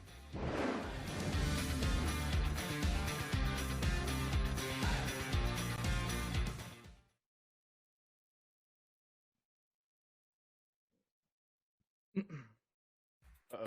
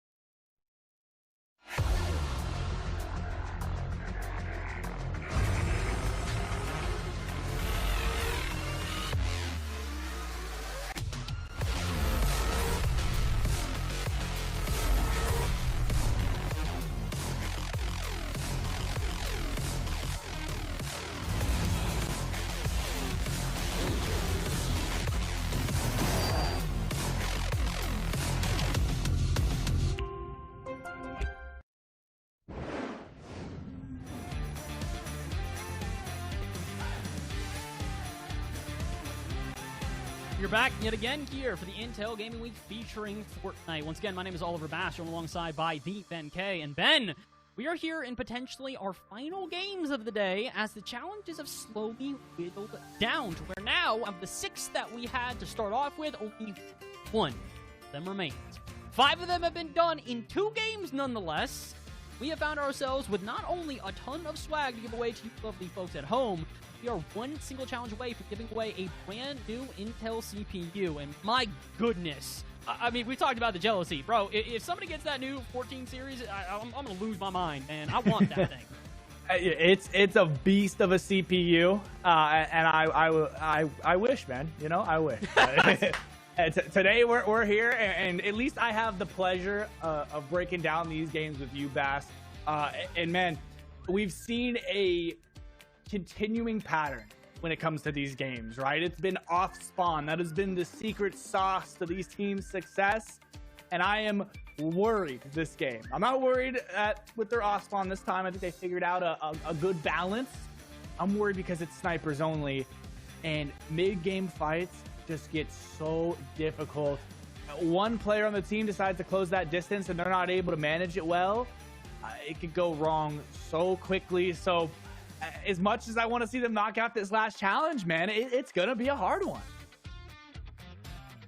Taking a deep breath, not only for their sake, but for everybody's sake at this point, because we know that the nerves are going to be at an all-time high. Not only does this mean that we are out of swag bags to give away, because we did have our 5th winner, by the way. We'll announce them real soon here. But it also means that we got one last thing to give away, and it is the biggest prize of them all. So everybody wants them to win this, to get their shot at that brand new CPU. Speaking of which, by the way, I did want to give a shout out to not only to the giveaway winners of the day, but also to Intel once again. We mentioned this is Intel Gaming Week. What's it about? It's about the 14th gen gaming processors. Game without compromise on the latest 14th gen Intel Core processors with optimized performance and new features that let you play harder and work smarter. Again, we're talking about these giveaways. We're talking about what you can win, and the biggest thing to win is in the bottom left there. That Intel i7 14700K CPU is a part of that 14th gen gaming Intel Core processors. Again, huge shout out to Intel. Huge shout out to the giveaway prizes that we have here today. Ben,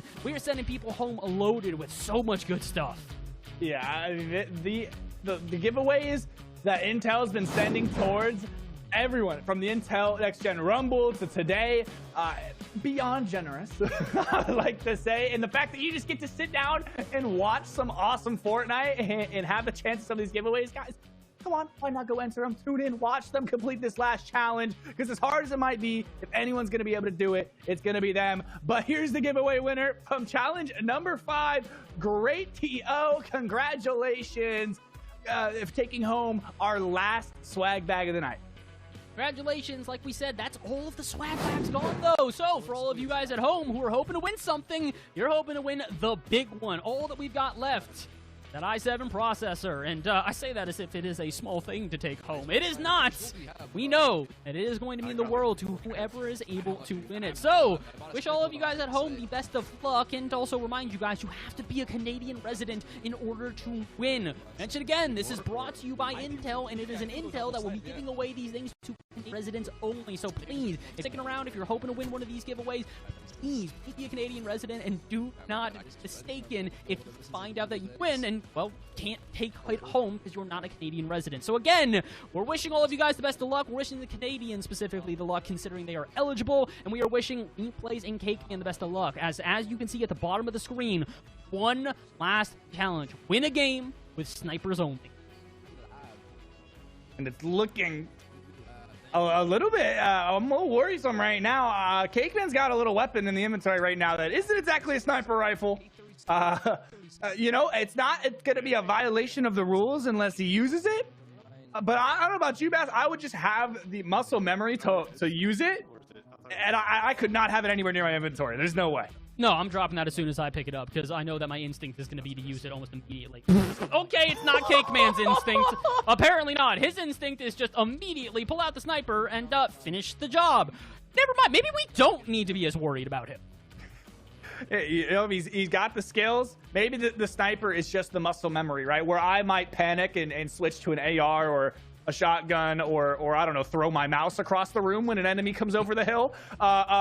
Cake Man and Replays immediately go to the sniper rifle and slam them. I mean, just absolutely outskilled, out everything. There's nothing you can really do there. But Cake Man and Replays, they're quick to rotate out. They located the AIs early on to get themselves some high rarity sniper rifles. They have the epic variants, both of them carrying 2 of them, so they won't have to worry about reloading in the heat of the moment. And they're going to try and play distance, right? I like this, rotating into Reckless Railways and looking to try and piece people apart.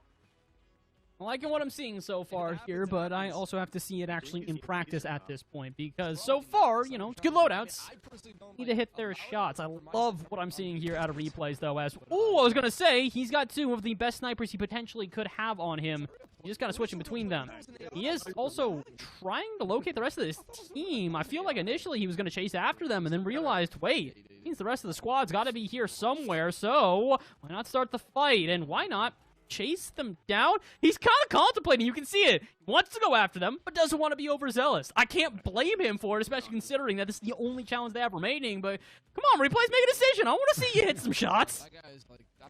Replays has to respect them, right? They can hold shotguns, and I don't know about you, Bass. If someone runs at me through a doorway, I'm not the most confident that I'm gonna win the fight with snipers only, but I'm also a different kind of player. You know, it's not exactly gonna be the same mindset there. Replays and Cake Man continuing to loot on up. They could approach this game a couple different ways. I mean, they could try and play placement, right? Just rotate center zone, hop into a bush, and try and just wait out until most of the players are exiting this game and are eliminated and just fighting each other. Or they can try and play aggressive, because it's a hard medium, because they're confident players and they're used to just W keying in every single game that they queue up for. But this time around, they don't have the loadout or the utility to supplement that aggression.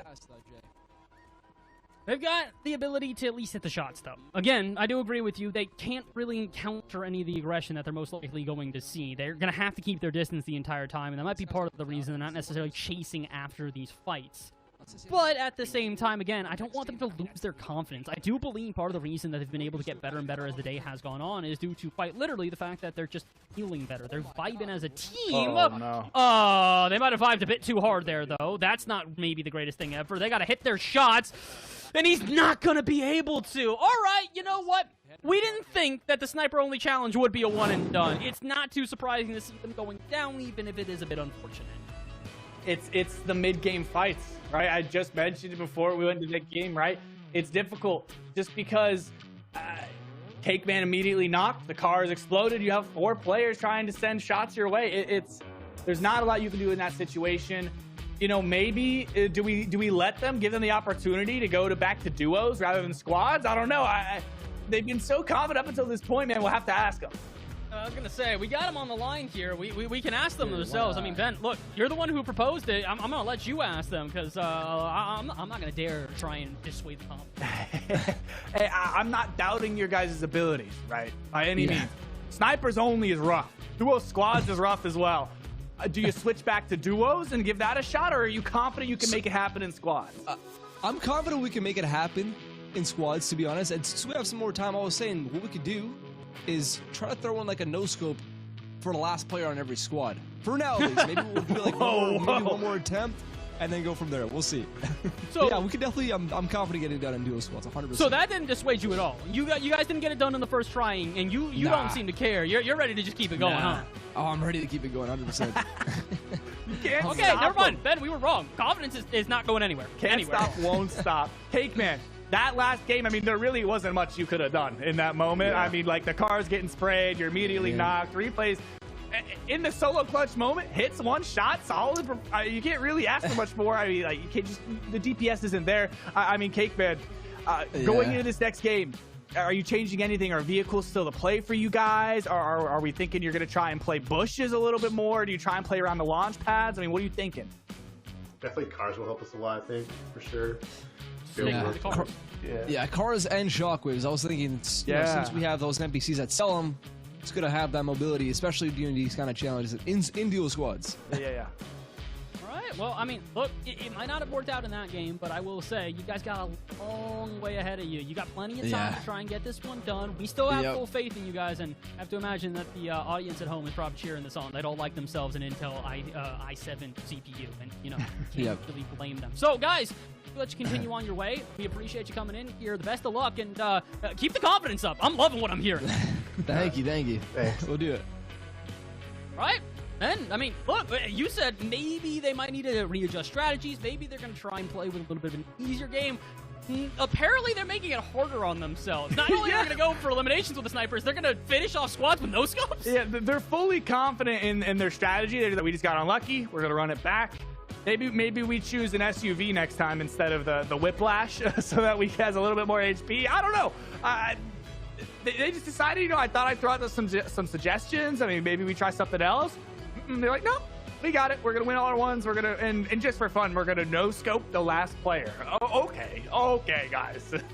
All I'm going to say is that, look, they've made short work of the other challenges so far. We have one challenge left. Why not get a little bit fancy with it? Why not try and show your skill sets, if you will, here? I think these guys are good enough to do so. I mean, we've talked about it. It's not as if these are two creators or just, you know, just creators. They're competitors. They're strong Fortnite players, and we saw that both in the Intel Next Gen Rumble, which Cake Man kind of had his debut here as he became an Intel creator. We've all seen this just from replays being replays. Dude's already done this challenge before, and he did it as a solo. So, I mean, what's to say you can't do it as a duo here? Yeah, it's definitely possible. And the only thing that I worry about, right, is like, we got to set time limit, right? We got to get this challenge done so we can get this CPU out to the audience. And you can sit there and stream and get the perfect RNG to complete this challenge as a solo, right? It's doable, and Replays has shown that. Now you add Cake Man to the mix. Do they get it done in the time allotted? I think they can. I really think they can.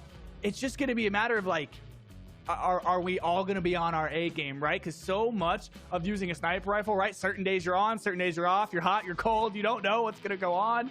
And right now, Replays is looking really hot. Cake Man, I just want to see a little bit more, just a smidge more. He's right there, and I know what he's capable of, man. We've seen the highlight reel. We know. Now, I think the big thing for me is at least Cake Man doesn't seem as comfortable on snipers exclusively, if that makes sense. When we saw him in the, you know, green, blue, gray sort of challenge, it wasn't really that much of a struggle for him. Dude was, I think, out fragging Replays at a certain point. He was ready to go. He was ready to get an AR. He had a shotgun. He had a pistol. He had multiple options of weapons to be able to use. This is here where it's snipers only. You have to be able to hit every one of your shots, and if you miss, it's a little while until you're able to take your next one and maybe try and redeem yourself. So I know Cake Man's capable of it. I think we all know. You guys at home know that as well. The unfortunate truth is, though, he's got to do it here and now. Our next game is officially underway with only a single challenge left. Win a game with snipers only, and we are sending somebody home with a brand new Intel CPU. Let's get this one started. Let's see if they can get it done now. I like it. Looking for a similar drop outside of Grand Glacier. It has that AI, the one they were utilizing earlier on, but it's going to have some more loot, right? In seasons past, we've seen medallions located at this drop spot, but this time around, medallion not going to be in the equation. But there's still so much loot to be had because Replays, right, mentioned it. He's trying to find some shockwaves, trying to find other things that are going to help them play out. And they just didn't get that in game number 1. So maybe they take some more time looting to make sure they have everything they need. I think that they're probably going to try to take a little bit of a safer strategy here. I think a good idea for them is that, again, they don't need to fight these engagements. They don't need to be hypermobile. They just need to be able to get the shots when they need them. They need to hit the shots when they need to. So if they want to maybe take a more passive approach, a more hidden approach here, I'm cool with it.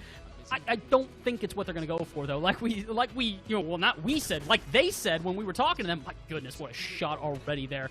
Like they said when we were talking to them, it seems like the idea is to stay mobile. They're going to still look for vehicles. They're going to still look for ways to move around the map quickly. So, hey, look, they can get their early shots, early eliminations. Maybe this will dissuade them from being as aggressive. But based on the fact that they are hopping through this POY without a single care in the world, I doubt the mobility is going to go down anytime soon. Now Replays is up close and personal. Not the typical version of the sniper rifle, but it doesn't matter. He has the hollow sights. Those close fights, players will not be able to compete in any aspect, any echelon. So replays again. Now they'll rotate out. Looks like their loadouts are a little bit more desirable. Cakeman going to have those shockwaves. Replays having some of those porta bunkers, as well as some bananas scattered around and healing items as well. The Flowberry Fizz, of course, a fan favorite this season, offering mobility and plenty of healing potential.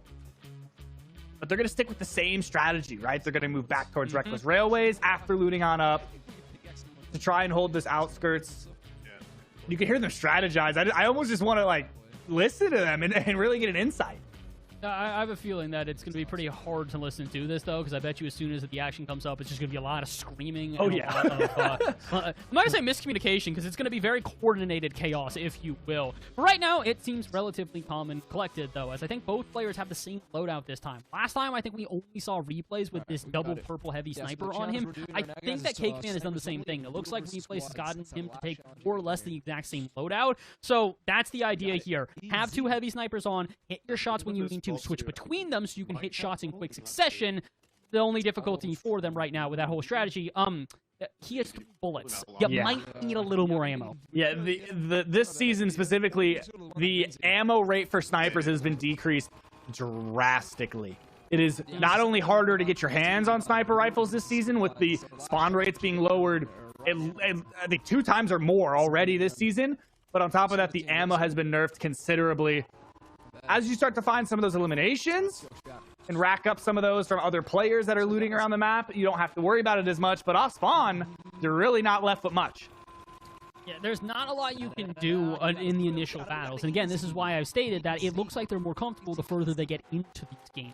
You saw that in the 2 wins that they had. It was initially some low eliminations, but by the end of the game, they're confident. They're challenging everybody. They're going through eliminations without a second thought. They need to get to that level, but unfortunately, with the uncomfortability they're currently experiencing due to low ammo, they don't really have an option of even doing that. So I'm hopeful that they're going to be able to find some more ammo. I'm hopeful that they're going to find themselves in a bit better of a position. For right now, it doesn't seem like they're, I'd say, low ammo counts really make much of a difference to them. They're heading straight into the fire. They're heading straight into the flames. They're looking like they want to battle, and well, as long as they can hit their shots, I still bet on them to win it. Cakeman right behind. Going for a little no-scope there, but we're just ignoring the players, letting them kind of battle it out and move back into frenzy. Fencing fields, I mean, to try and find some extra loot in the car itself. Now moving through. Players just continuing to fight. They're just baiting it. Not letting the player take any notice. He's just not able to respond in time. Cakeman with a little no-scope there. The headshot to land. And they'll find another one on top of that. And they'll like this, right? They're going to move back towards fencing fields. And this is going to go ahead and replenish that ammunition. That's the biggest thing by far. You can already see that Cakeman getting Replays getting 5 times the ammo he started that battle with. Going from 3 to 15. He's got to feel confident. He's got to feel like that was a success. Even if they aren't going to be able to finish off the squad, because as you can see, they're dipping on out, trying to get some distance between them and the rest of the squads that have been chasing them, which I think are going to continue to chase them. It looks like they've also grabbed a vehicle and are now just firing over this hill at them. I wonder how long they're going to keep this chase up, because I'm going to be so real with you. They lose track of these guys, they get a quick 180, find a vantage point. I don't think chasing them while they've got snipers in hand and are starting to feel confident is the greatest of ideas. Nah, definitely not. These close-range fights, as much as you can have confidence in them if they have the right attachments, in general, statistically, you can't win them all. If you're playing duo squads, you're taking a lot more fights than anybody else in this lobby is going to be. So I like this from them to swap out for the SUV, play that distance, go for some of these dash charges, maybe even Cerberus, and now you see the ammunition split coming out, so both of them will be geared up to play out the rest of this game. Medallion will already be taken. So now you see replays opening the map, trying to see where this player actually is. I was about to say, I was like, I like the idea here. I don't know if they're recognizing the fact that, a little too late, gentlemen. I'm surprised they're still continuing on with this strategy, though. As valuable as that medallion is, and I don't want to undersell its value by any stretch, is that going to be as valuable when you're kind of exclusively taking these long-range battles? Granted, I say that assuming that they're going to take long-range battles with the snipers, but based on the way that they've been getting, you know, up close and personal with many of their opponents, maybe they're not really planning on taking this long-range approach as much as I might have anticipated. So I'll let them figure out their strategies for right now, as it still seems like they're kind of traversing the underworld and maybe getting into a fight, taking shots from a distance. Could we see some more sniper eliminations already? They're looking for him, that's for sure. One player below. At least a couple scattered around here. They're spotting out some of these old landing spots. Both these medallions taken. At least one now immediately taken. Trying to spot the player out. Lands the headshot. First shot. One Elim looks for more. Both of these players trying to trade through, but they want to try and close this distance. These players are a little bit more talented than some of the ones we've seen previously, but another headshot shot on two of the players in this team. Trying to close this distance, but he has no more dash charges. 29 HP. Looking to try and play for at least some sort of the overshield on the regen. But Cakeman will clean them up. 2-piece for both in the 4-piece combo to take out the team at the Underworld to gain themselves the Hades, the Siphon Medallion. That's big for them. They do get a medallion here. It's not exactly what they were anticipating. Again, they go for the initial medallion, realize it's already gone. Hey, they'll take any bonuses they can get at this point, man. And the ammo, my goodness. Okay, well, 2 birds, 1 stone. Everything's seemingly working out for them after that trip over to the Underworld. 2 birds, 1 stone, make it 3. They found the second medallion as well. That team had both. So now they will have the Siphon Medallion and the Cerberus Medallion, meaning they will have Siphon on elimination, and they will have infinite dash charges throughout the rest of this match. Oh boy. Oh boy, oh boy, oh boy. All right, well, everything coming up replays in Cakeman right now from what seemed like a maybe sketchier approach there as we saw them dive in and we're a bit concerned considering, you know, limited ammo, difficult battle, they're in close proximity, but it definitely also answers the other question you and I were talking about, Ben. Were they going to try to keep their distance? The answer, a definitive no. They do not care if they have to get up close and personal. They are happy to get down and dirty and battle whoever they need to. So, hey, look, 43 ammo now on replays at this point, a ton of health items and mobility in the shockwaves if he does need to get out. I think the boys are feeling it. This could be the one. And now you see the siren going off in the distance, the weapons cache, the weapons bunker opening up. And you see Cakeman maybe trying to go for another weapons bunker on their own. They're trying to split up. That'll give them access to the weapons modification workbench, which, if I'm going to be honest with you, Bass, I think is going to be crucial to them winning this game. Having one sniper that is geared up for quick scoping at close range and the other one set up for long-range engagements. Because you don't have that versatility, it could cause problems. But in this moment, they will be fully split, nowhere near each other, so both players playing solo. I wonder what the strategy here on this one is. Maybe it's just try to, you know, thin out the crowd of opponents before they actually get into these battles. Or maybe, like you said, it's just about trying to figure out what combinations they want to make with these snipers. It looks like they finally reconnected here. It looks like both of them are going to start to mod on out, or at least I assume that they will. Because like you said, having 2 snipers that are essentially, you know, the same weapon but are modded out to give them completely different capabilities is going to make it so much easier for them to be able to have what feels like more a full loadout versus what is, you know, again, a challenge that is snipers only. Modify those snipers, though, it's a lot less feeling like said challenge.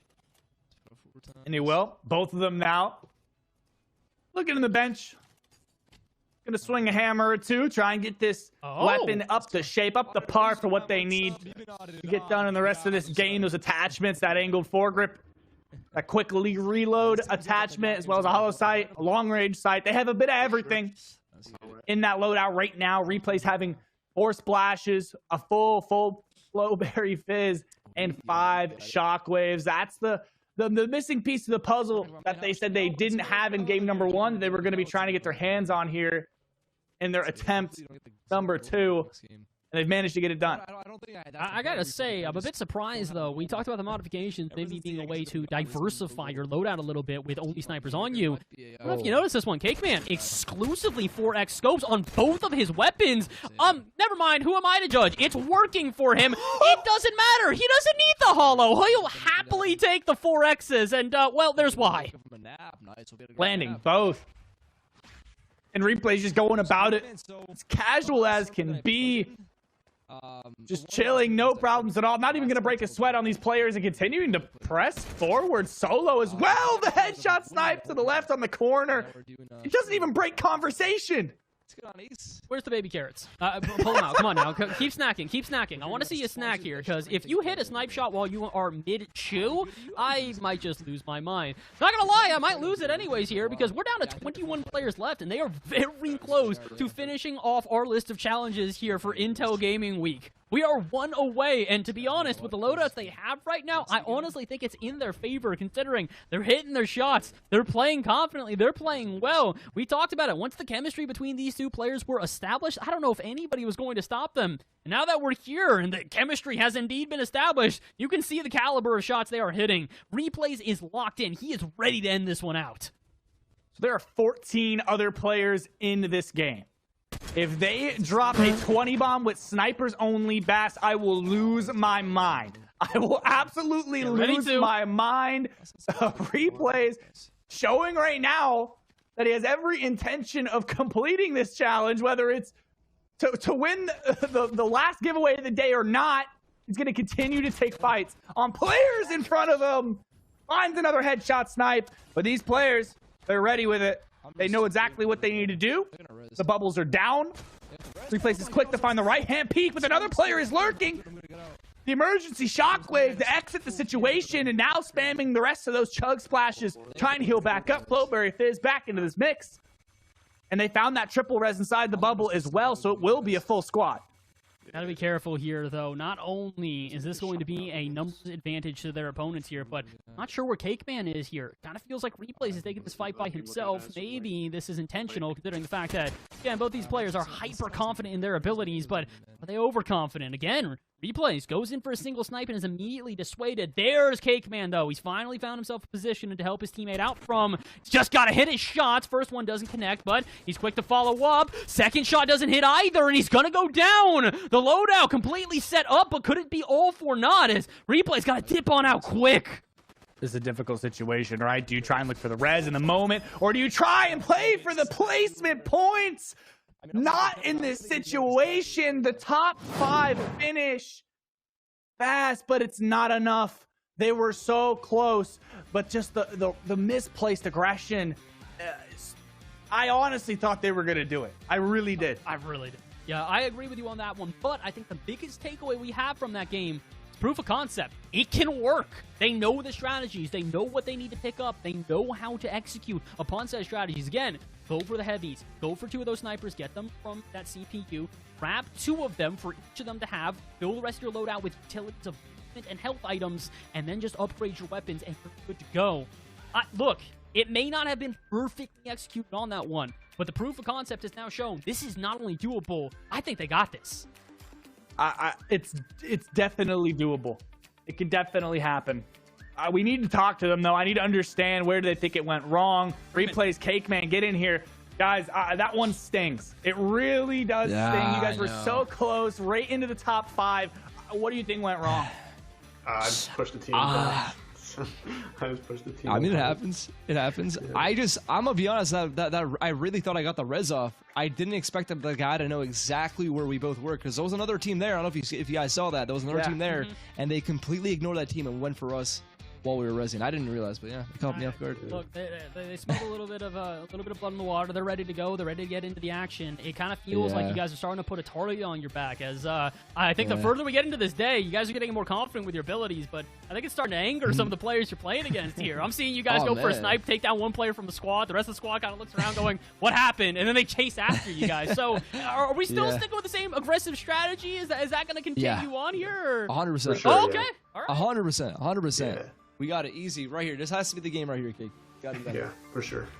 You guys were on track to drop a 20 bomb in that game. Snipers only.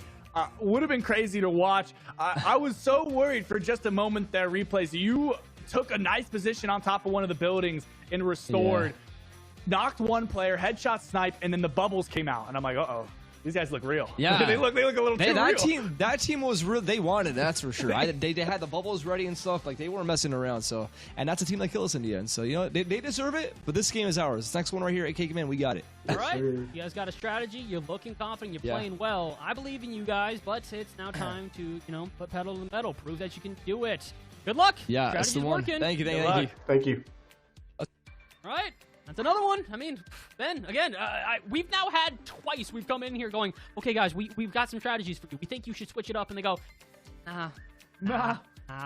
We ain't changing it. We ain't changing a thing. They're not changing a thing. Can't blame them. They want to stick with it. So confident in their ability here. And I'm going to be honest with you. It's one of those things, right?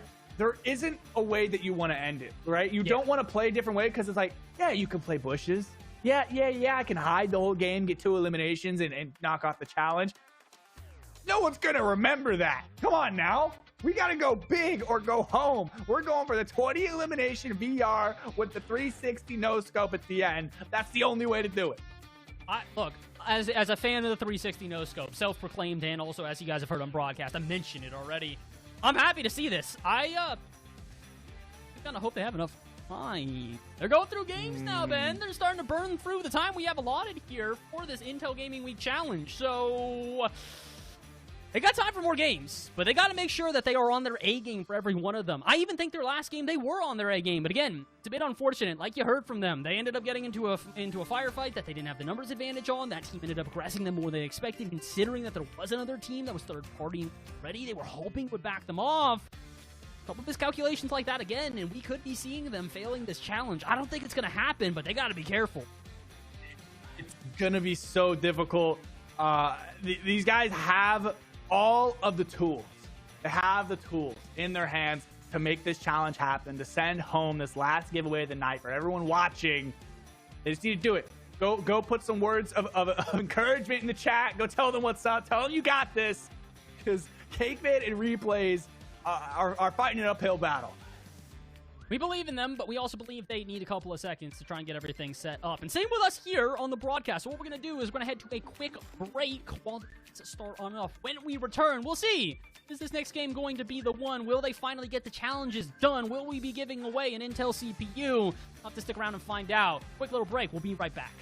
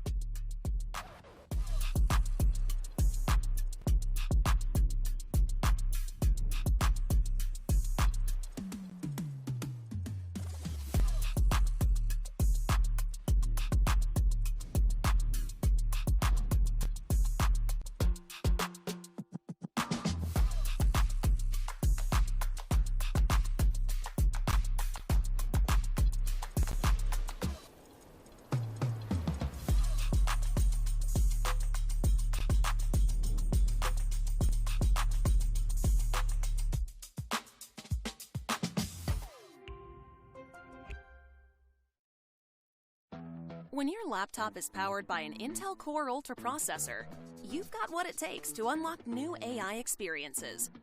Like next-level accelerated graphics to make creation even better. Real-time personal assistance to help save you time. And enhanced gaming environments, all delivered with high-performance, low-power processing.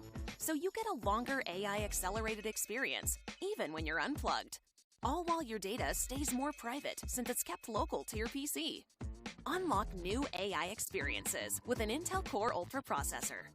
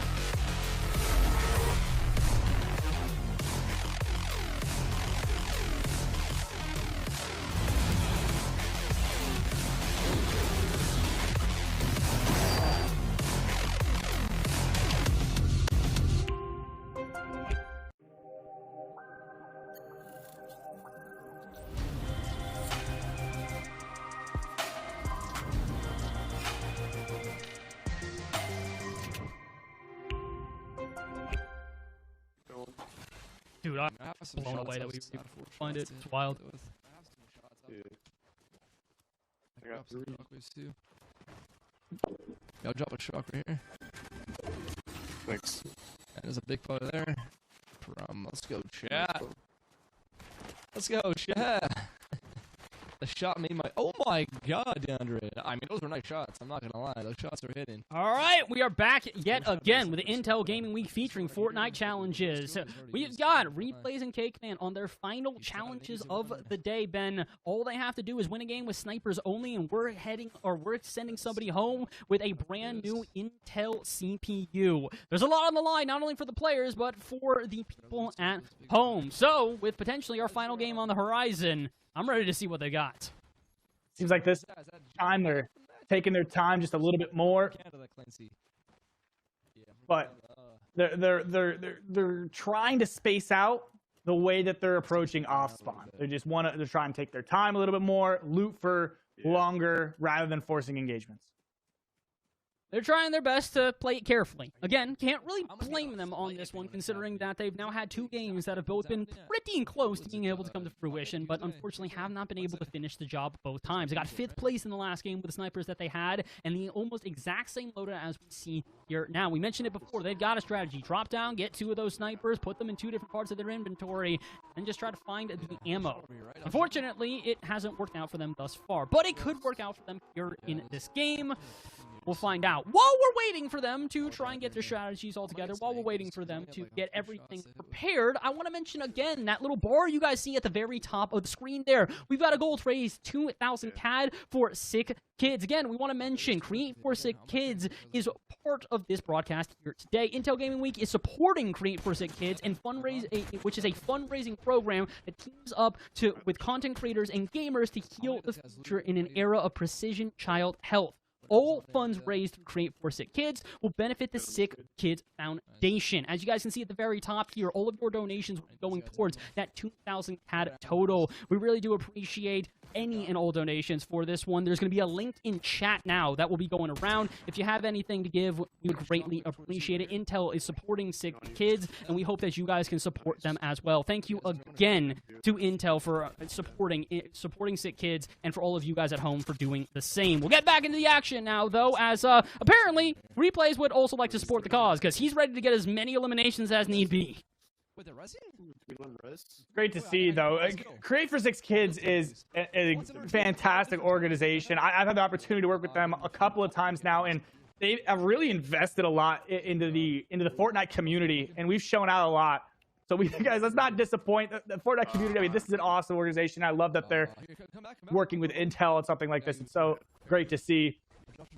Replays and Cakeman will show out for the rest of us in their gameplay here as they're looking to knock off and tick off that last box, that last challenge of the day. It'll take a moment. The reboot will go off. No reset. Straight onto the roof and straight to the skies. That player will go straight back to the lobby as he's still looking for more. No scope on this second sniper, but it doesn't seem to be causing any problems. I think he's switching it up. He might have also, maybe not heard the conversation we had, but he probably had the same conversation in his own head here, going, okay, 2 4Xs, good idea in theory, because, you know, like you said, you'll feel confident with that scope in hand. Unfortunately, in practice, what it means is that you're almost always going to basically be playing with a long-range weapon. So, yeah, taking the scope off of one of those and turning it more into... You remember, what was it, the old marksman rifle? What was the one in the early seasons? Yeah, that was my favorite out of all of them, and I have to imagine that Replays might be feeling similarly here. As he does get close into the engagement, he's got a shield bubble on him. Still using that 4X scope, though. Maybe he knows something we don't. Like he's thinking he can land one of these shots, but there's 2 opposing players on 2 opposing sides, and one will overpeak. Finds one, lands the shot on the second one, but immediately is looking to try and find another. No problems there. One on the left, one on the right. Don't peek him anywhere. Replays will send you packing. Finds another one inside, straight into the bathroom. Cakeman follows up, and there's the squad wipe. All right, well, I can confidently say not only are they hitting their shots in this game, but they're using that aggressive strategy to pretty good degree. I like the in-between here, where it's not just them getting into the face of their opponents, getting as close as possible, but it's putting themselves within a distance to where they don't have to necessarily hit the shot at a long distance. But they're also not necessarily getting straight up into the face of their opponents and making it difficult where a shotgun would be in range to take them out. It's a good in-between. I feel like it's the balancing act that we've been asking for them to perfect throughout the day. Now that they have found themselves on a razor's edge as perfectly sitting as they are, this could be the game, Ben. 13 eliminations amongst the two of them. They're both carrying their weight right now. With only 24 players left, all they got to do is finish the job. They're rotating through, opting to not look for a vehicle and rather stay on foot. I can respect that vehicles draw a lot of attention, and right now they need that element of surprise to get that impact frag when it comes to taking these fights.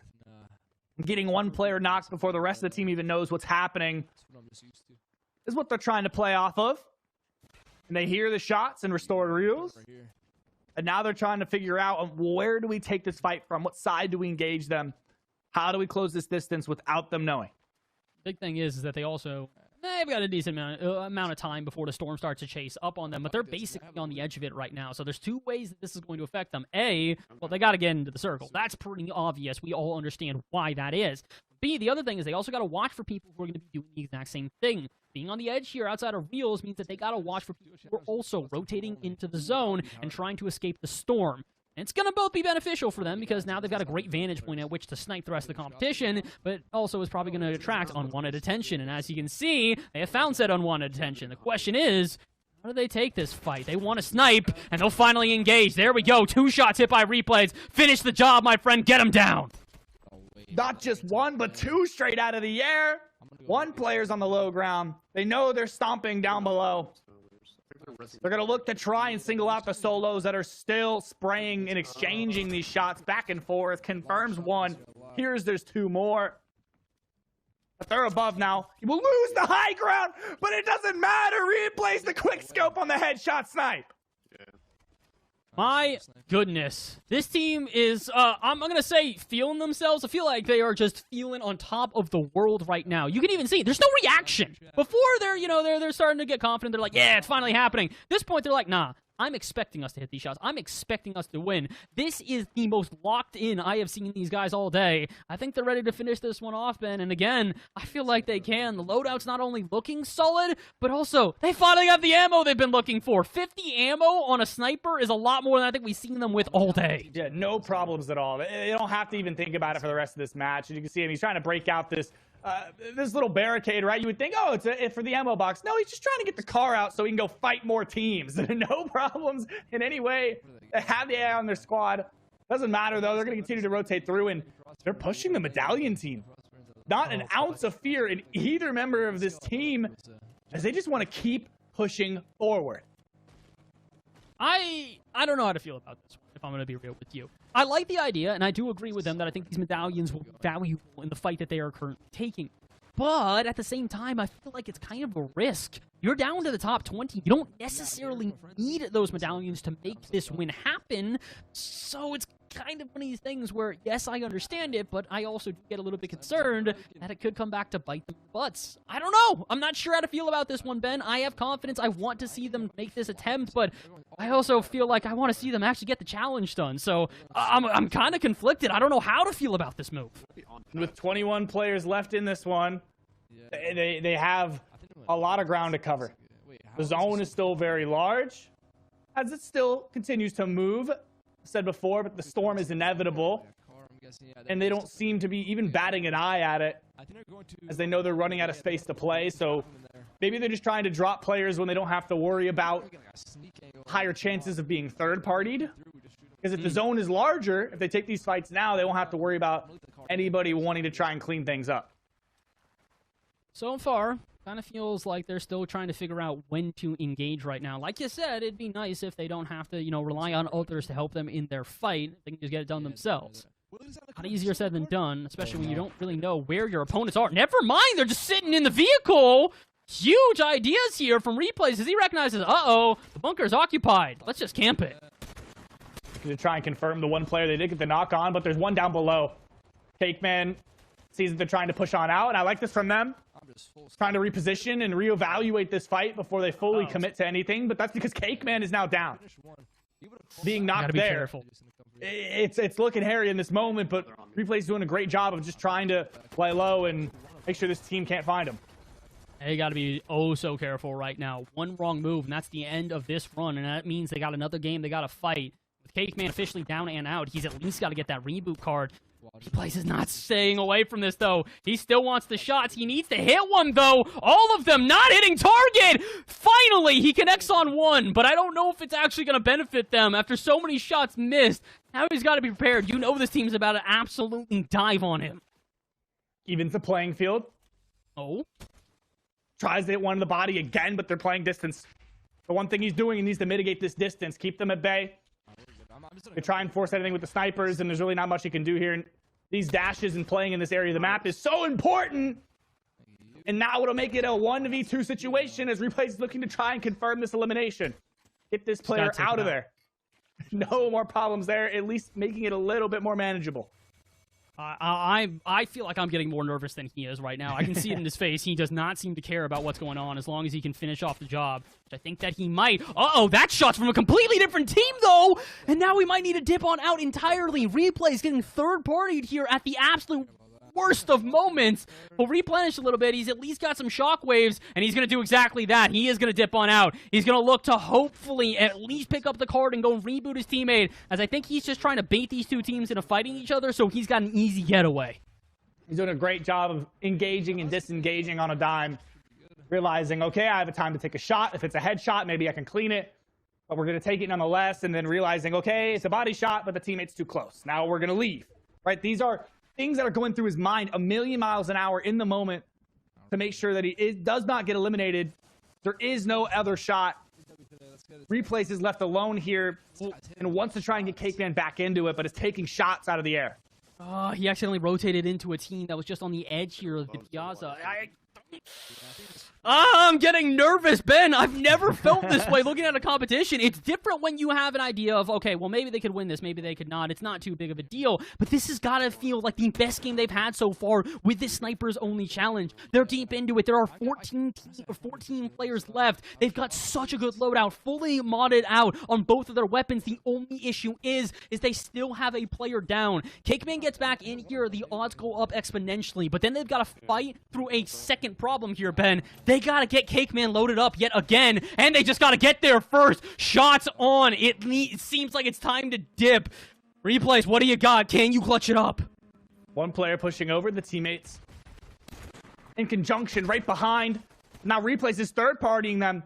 They tried to play spoiler on this reboot, but now Replays is playing spoiler on their entire fight. Finds the one player trying to run and is left in a 1v1 situation, and they're not looking up. Replays cleans it up, and that'll open the door to look for that reboot. And Replays got the smile on his face. He knows that play could have clutched the whole game. I don't think he's going to go for the reboot here, though. Or is he? He is. He's just going to keep the vehicle next to him so he can dip on out immediately.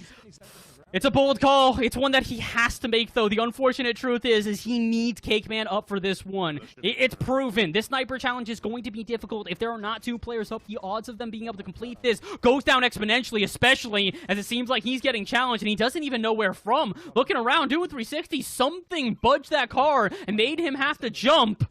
Cakeman's back, though. He doesn't need to worry anymore. As long as they can get some snipers into his hand, they have got a great chance here with only about 10 players remaining.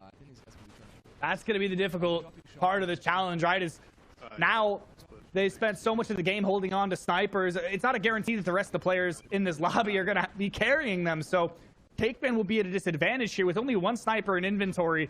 Not having that ability to switch between the two is going to cause some problems in the actual fighting style of Cakeman.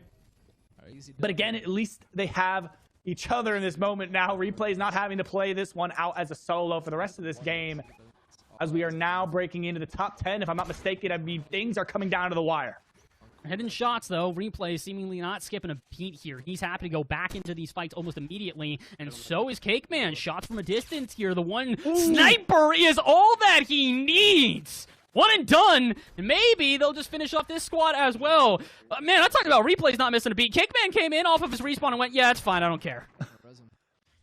like nothing happened. I'm back, but I was never down. Cake Man gets a little too close. Replays there to back up the teammate, but now we see more gliding in. We'll take to the sky. Replays gets a little bit of information there, realizing, hey, things are a little bit too hot right now. We need to reposition. Everyone's fighting for this weapon cache. There's no point for us to take a fight that we're not going to have a chance of winning, but catches a player with their back turned, not paying attention, not looking behind them. That will be one down and another knocked. So now most of the teams left in this game have no full squads left.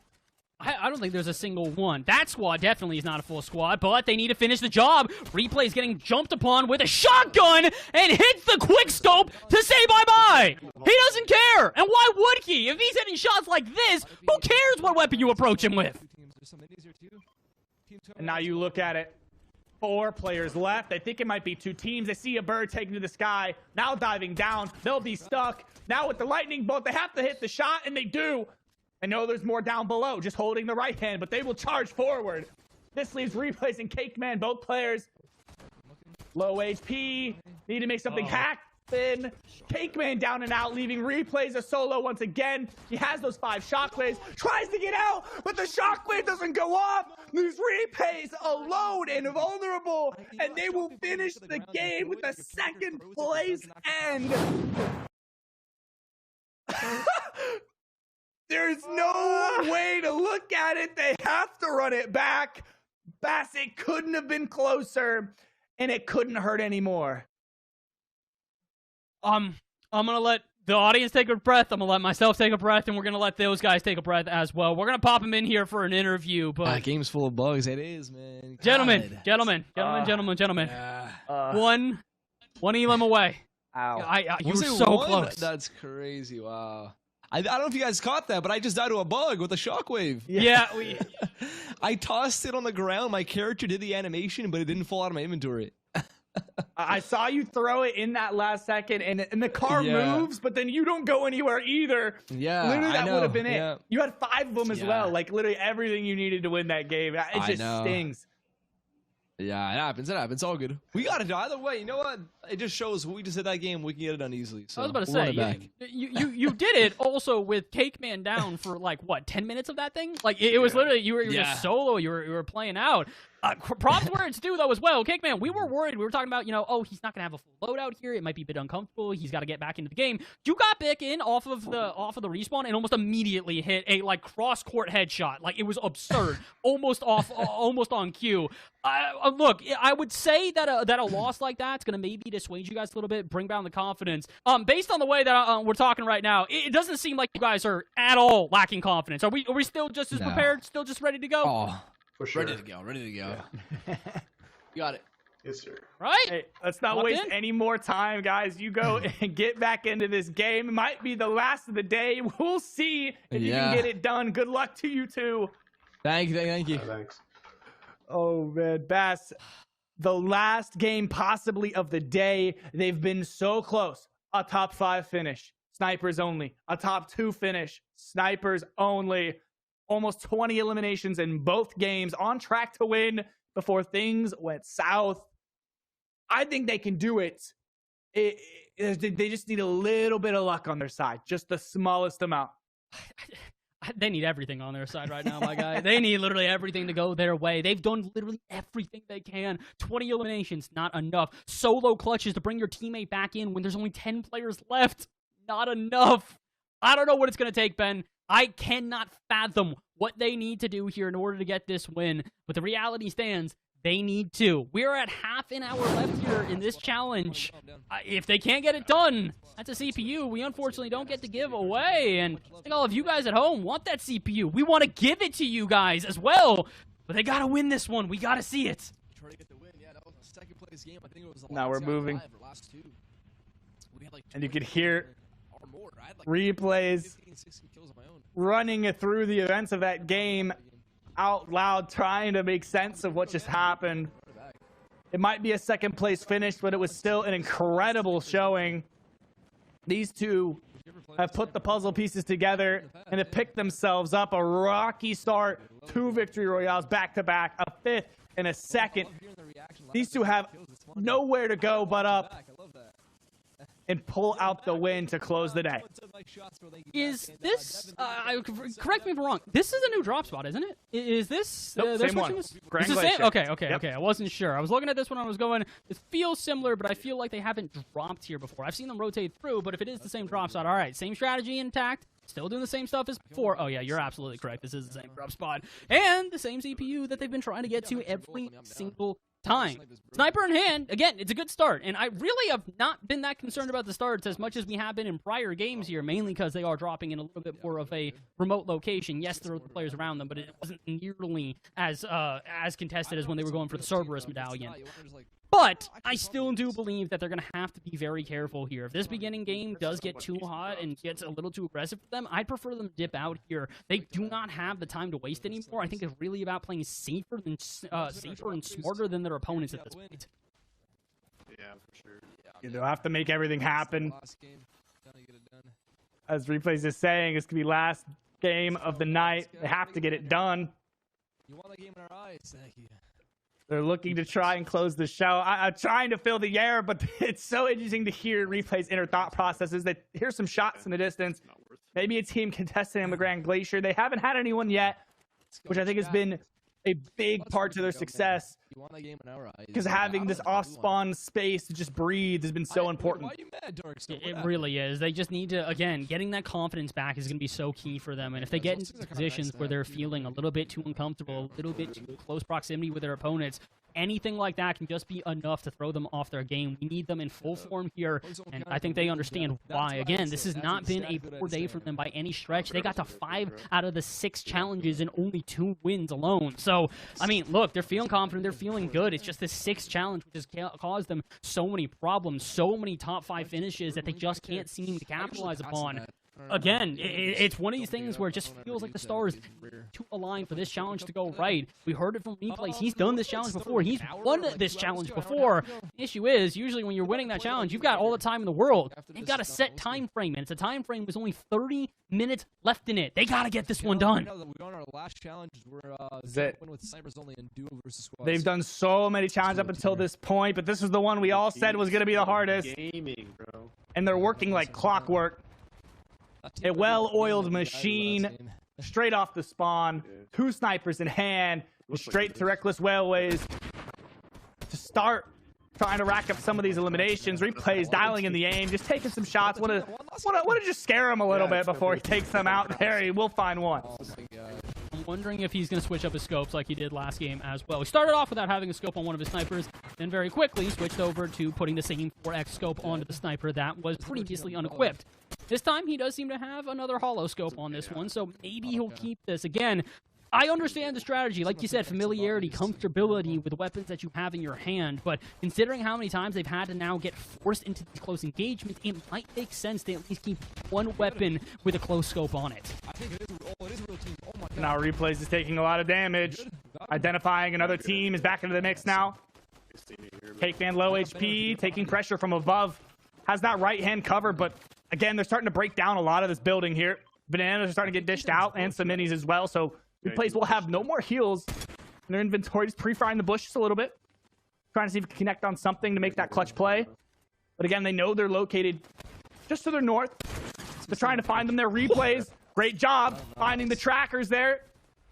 I want to hop straight into the bush to try and find them, but Cakeman connects on one as well. There's the knock. Okay, quick 1-2, and they find themselves some early eliminations here and some desperately needed ammo. We talked about this. The last game really was so in their favor, just the fact that they had ammunition, just plentiful amounts of it. This one is starting to show, once again, like we talked about, it's not necessarily going to be the hottest commodity, all of the sniper ammo, so they have to hit these shots. Trying to so far, as it does look like shots are starting to ring true. The job, though. Not quite. One more shot will do it, and unfortunately for Replays, he lets them get away. Oh, no, I was naive to say that. Chasing after his opponents. He wants this elim. Not gonna let them leave. Figures the more eliminations they find, the faster this game will end. Maybe they're given the opportunity for another shot at this if it does go sour, but they do want to try and make this count. Oh, the hitbox not going to line up. The player just waiting. We'll find them everything they could possibly need and the refresh of the shockwaves. But again, we're in that similar problem that we saw in games prior where they just do not have the ammunition to back up this kind of aggression.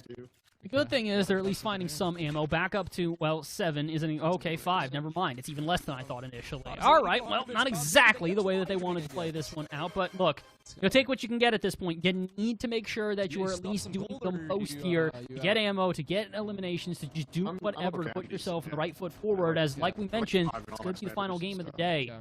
I wonder if they're going to stick around here at Reckless Railway and just try to look for more ammunition, or if they're going to start going hunting. I can understand both strategies here, especially considering they do have a bunker right next to them, which should theoretically let them mod both of their snipers, but I don't know. I feel like it's a bold call to head towards something that you know is going to be a hotly contested point when you don't really have enough ammo for the fight. If somebody is at that workbench, they're going to have to fight them. 4 times. I'll get another 4 times. And they will. No doubts there. You're talking about attachments. Restored reels.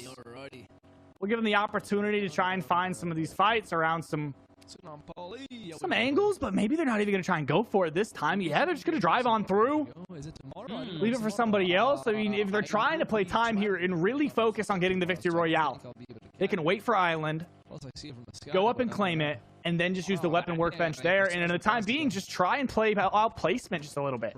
I like that idea, and I do agree with you on that. Again, the just concern I have is that they need ammo for literally any of the strategies that we have mentioned here. They need to be able to take these fights effectively, so if they go up against opponents and then all of a sudden, well, they can't quite actually fight them because they don't have enough ammo to even land the shots, it's going to be problematic. Good thing is, looks like they just got a little bit of ammo. That should be the replenish that they need, even if it isn't necessarily bountiful, as, oh, wait a minute. This guy spoke too soon. Doesn't look like they traded for what I was expecting. Maybe they'll trade some eliminations here. Could this be the start they need? Could these eliminations lead to the replenish they've been looking for?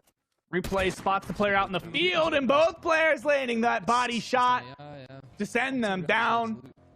And again, they're looking to try and just play off of each and every elimination. They know, hey, we don't have a lot of ammo. We're going to need to make sure that we finish our elims so that we can grab their ammo and just basically play off of it. But the problem is now they confirm the elimination, but no heavy ammo, no sniper ammo was found, leaving replays with about 4 shots in total. Oh, you gotta feel for him. That's a hard one to try and deal with here. Good thing is he's not missing the shots with the little ammo he does have. My goodness, 2 shots, all he needed to finish that player off. And do they have any heavy? Indeed they do, but it's only 5 more bullets. Feels like every time he finds more ammo, it's just a handful. Grasping at straws. Sifting through the trash, looking for anything they possibly can. And again, this player was getting shot at by another team in the distance, but they just can't afford to take a full fight with a squad right now.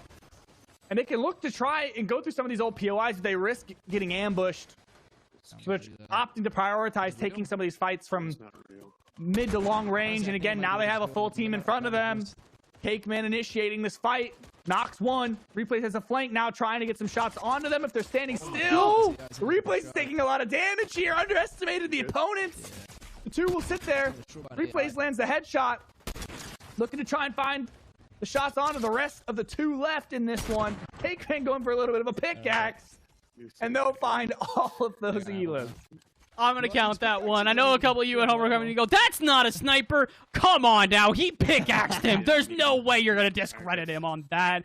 They're finally finding the flow. And they're not only finding the flow, they're doing so with up close and personal damage. Again, we talked about this. They need to find the balance between being able to play up close and personal and get into close quarters combat with their opponents, while also still being able to hit those shots from distance. They're doing that. And I love the way that they're doing it. The theorizing we had before about being able to balance the loadout between long-range snipers and close range is coming to fruition. As you can see, he has kept the hollow scope on, and it has been valuable beyond compare for Replays here. They're down to 23 players left, while the ammo is still definitely the biggest issue for them. Otherwise, this game's going pretty well for them.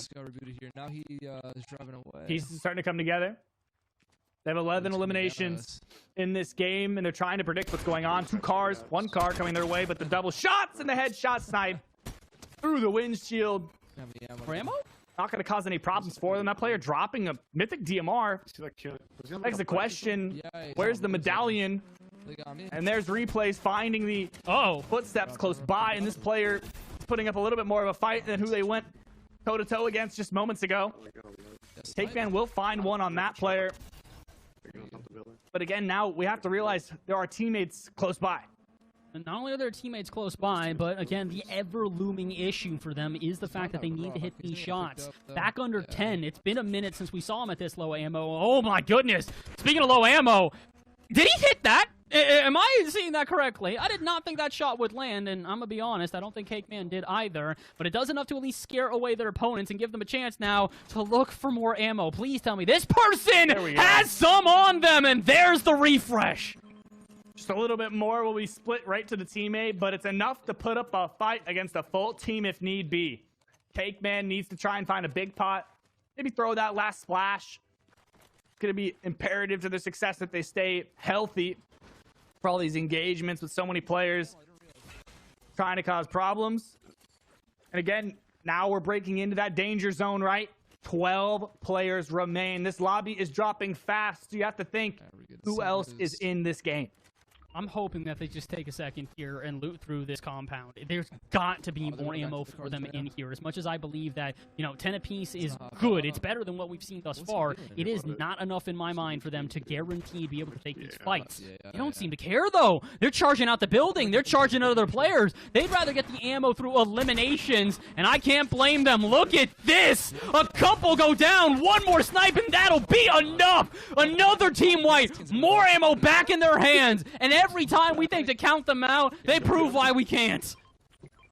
Not a single second of hesitation from Replays. Full confidence to stand, bold-faced in the open, take those close fights. Doesn't matter what they have in inventory, they're going to keep trying to rack them up. Now with 10 players remaining. There's a medallion close by. Island will pop, but it's a little too far away. Now one player there. They have dashes from down below. And again, they're in the building. I think he has the Cerberus medallion, and that could prove so powerful. We saw what Replays was doing last match, where they secured second place when he has the dash charges. So he gets their hands on it. At this point, it could prove to be that make or break utility item to close out the last challenge. Ooh, and you're not going to get away that easily. Not from a Replays who's been hunting for that one. Finally finds himself another elimination, and I can say confidently, for the first time all game, finally has enough ammo that he does not need to be worried.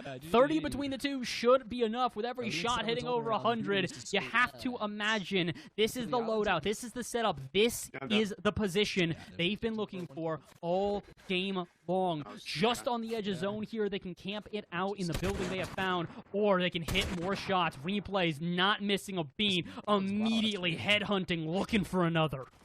And this is where that Cerberus medallion that they found comes in handy to close the distance. They don't expect it.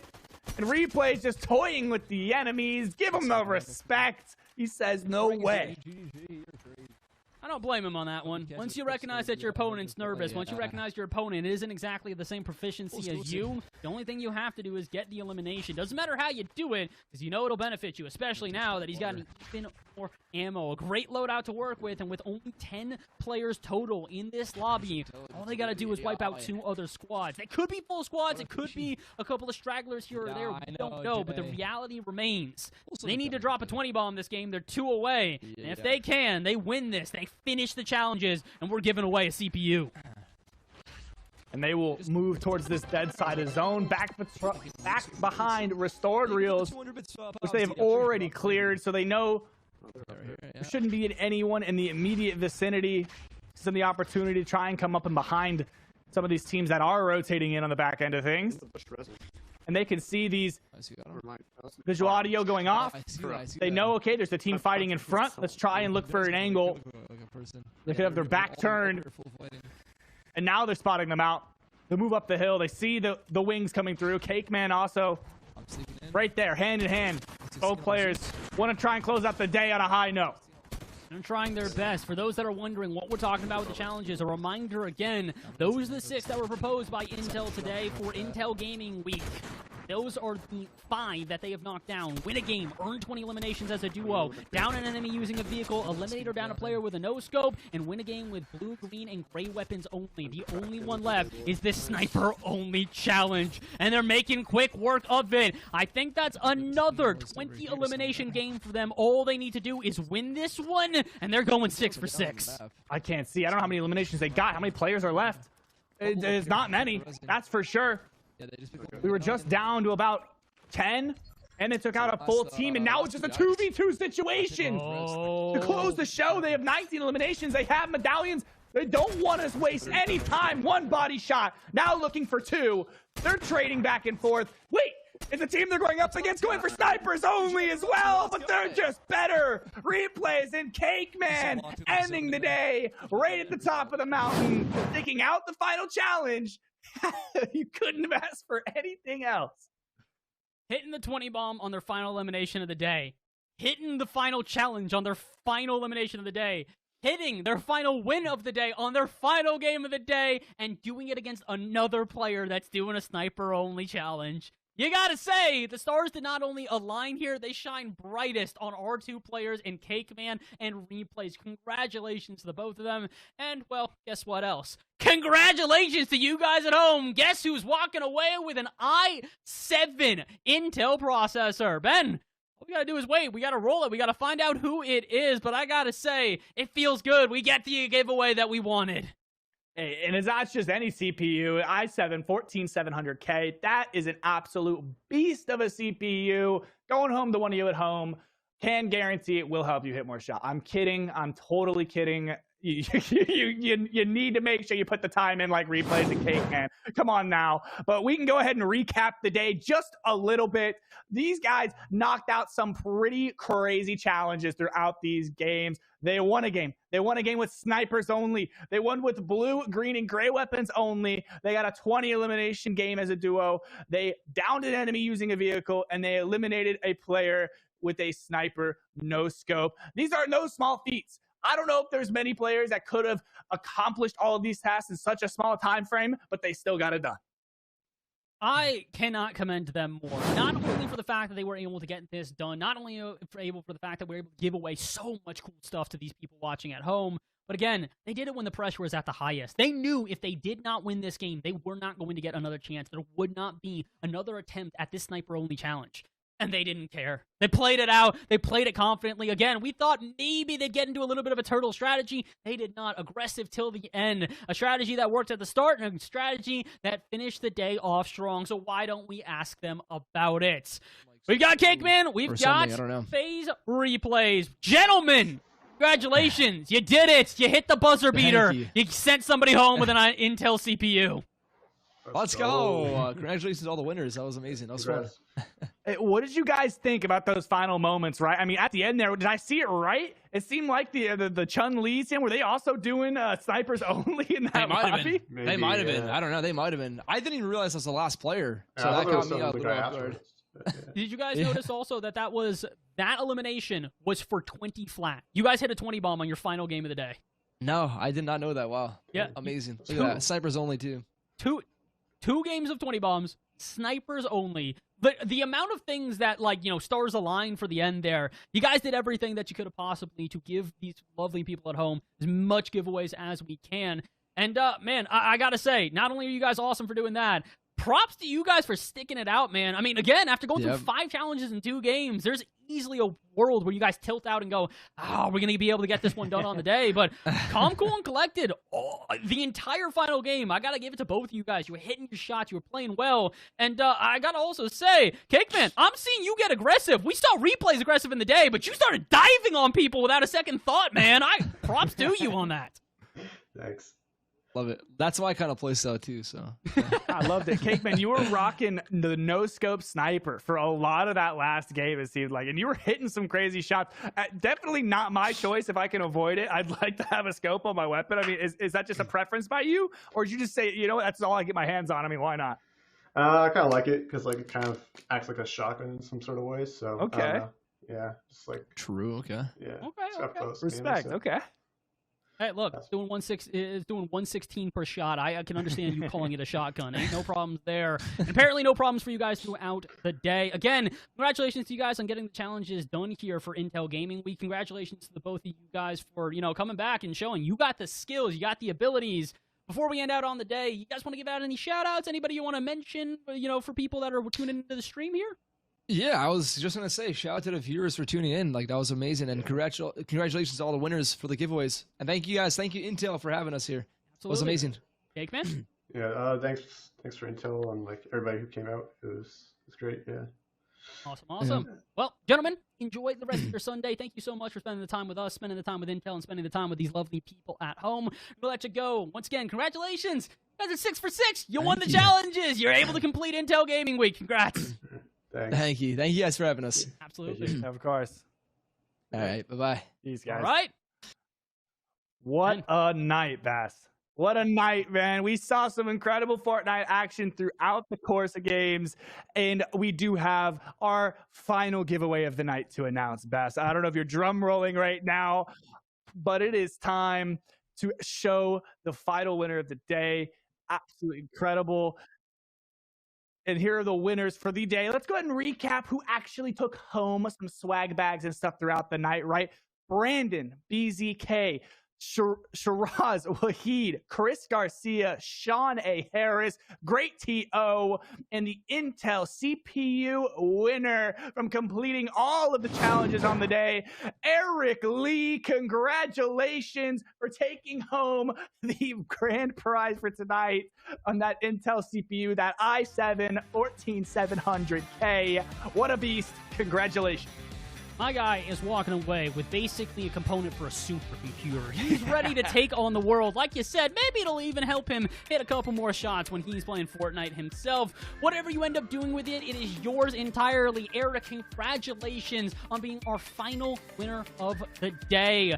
Well, with our final winner reveal, that means down to the end of the show, Ben. It's been awesome. It's been great. It's been lovely for Intel to have us back here for the Intel Gaming Week featuring Fortnite. We had 6 challenges that we proposed to our 2 players today in FaZe Replays and Cake Man. Cake Man, by the way, for those that don't know, are former Intel Next Gen Rumble champion. He's now got a contract with Intel because of that. So congratulations to him, and a thank you to everybody involved. As you can see, this little bar going across the bottom. Shout out to Intel. Shout out to Skillshot for everything behind the scenes, the multiple people that are in our ears that are making all this possible. Shout out to my boy Ben to the side of us. And one last time, because I would like to be able to shout them out for at least one more moment. Again, we mentioned today we are earning funds for a good cause. It's Create for Sick Kids. Intel Gaming Week is supporting Create for Sick Kids, a fundraising program that teams up with content creators and gamers to heal the future in an era of precision child health. All funds raised throughout Create for Sick Kids benefit the Sick Kids Foundation. Ben, you mentioned you worked with them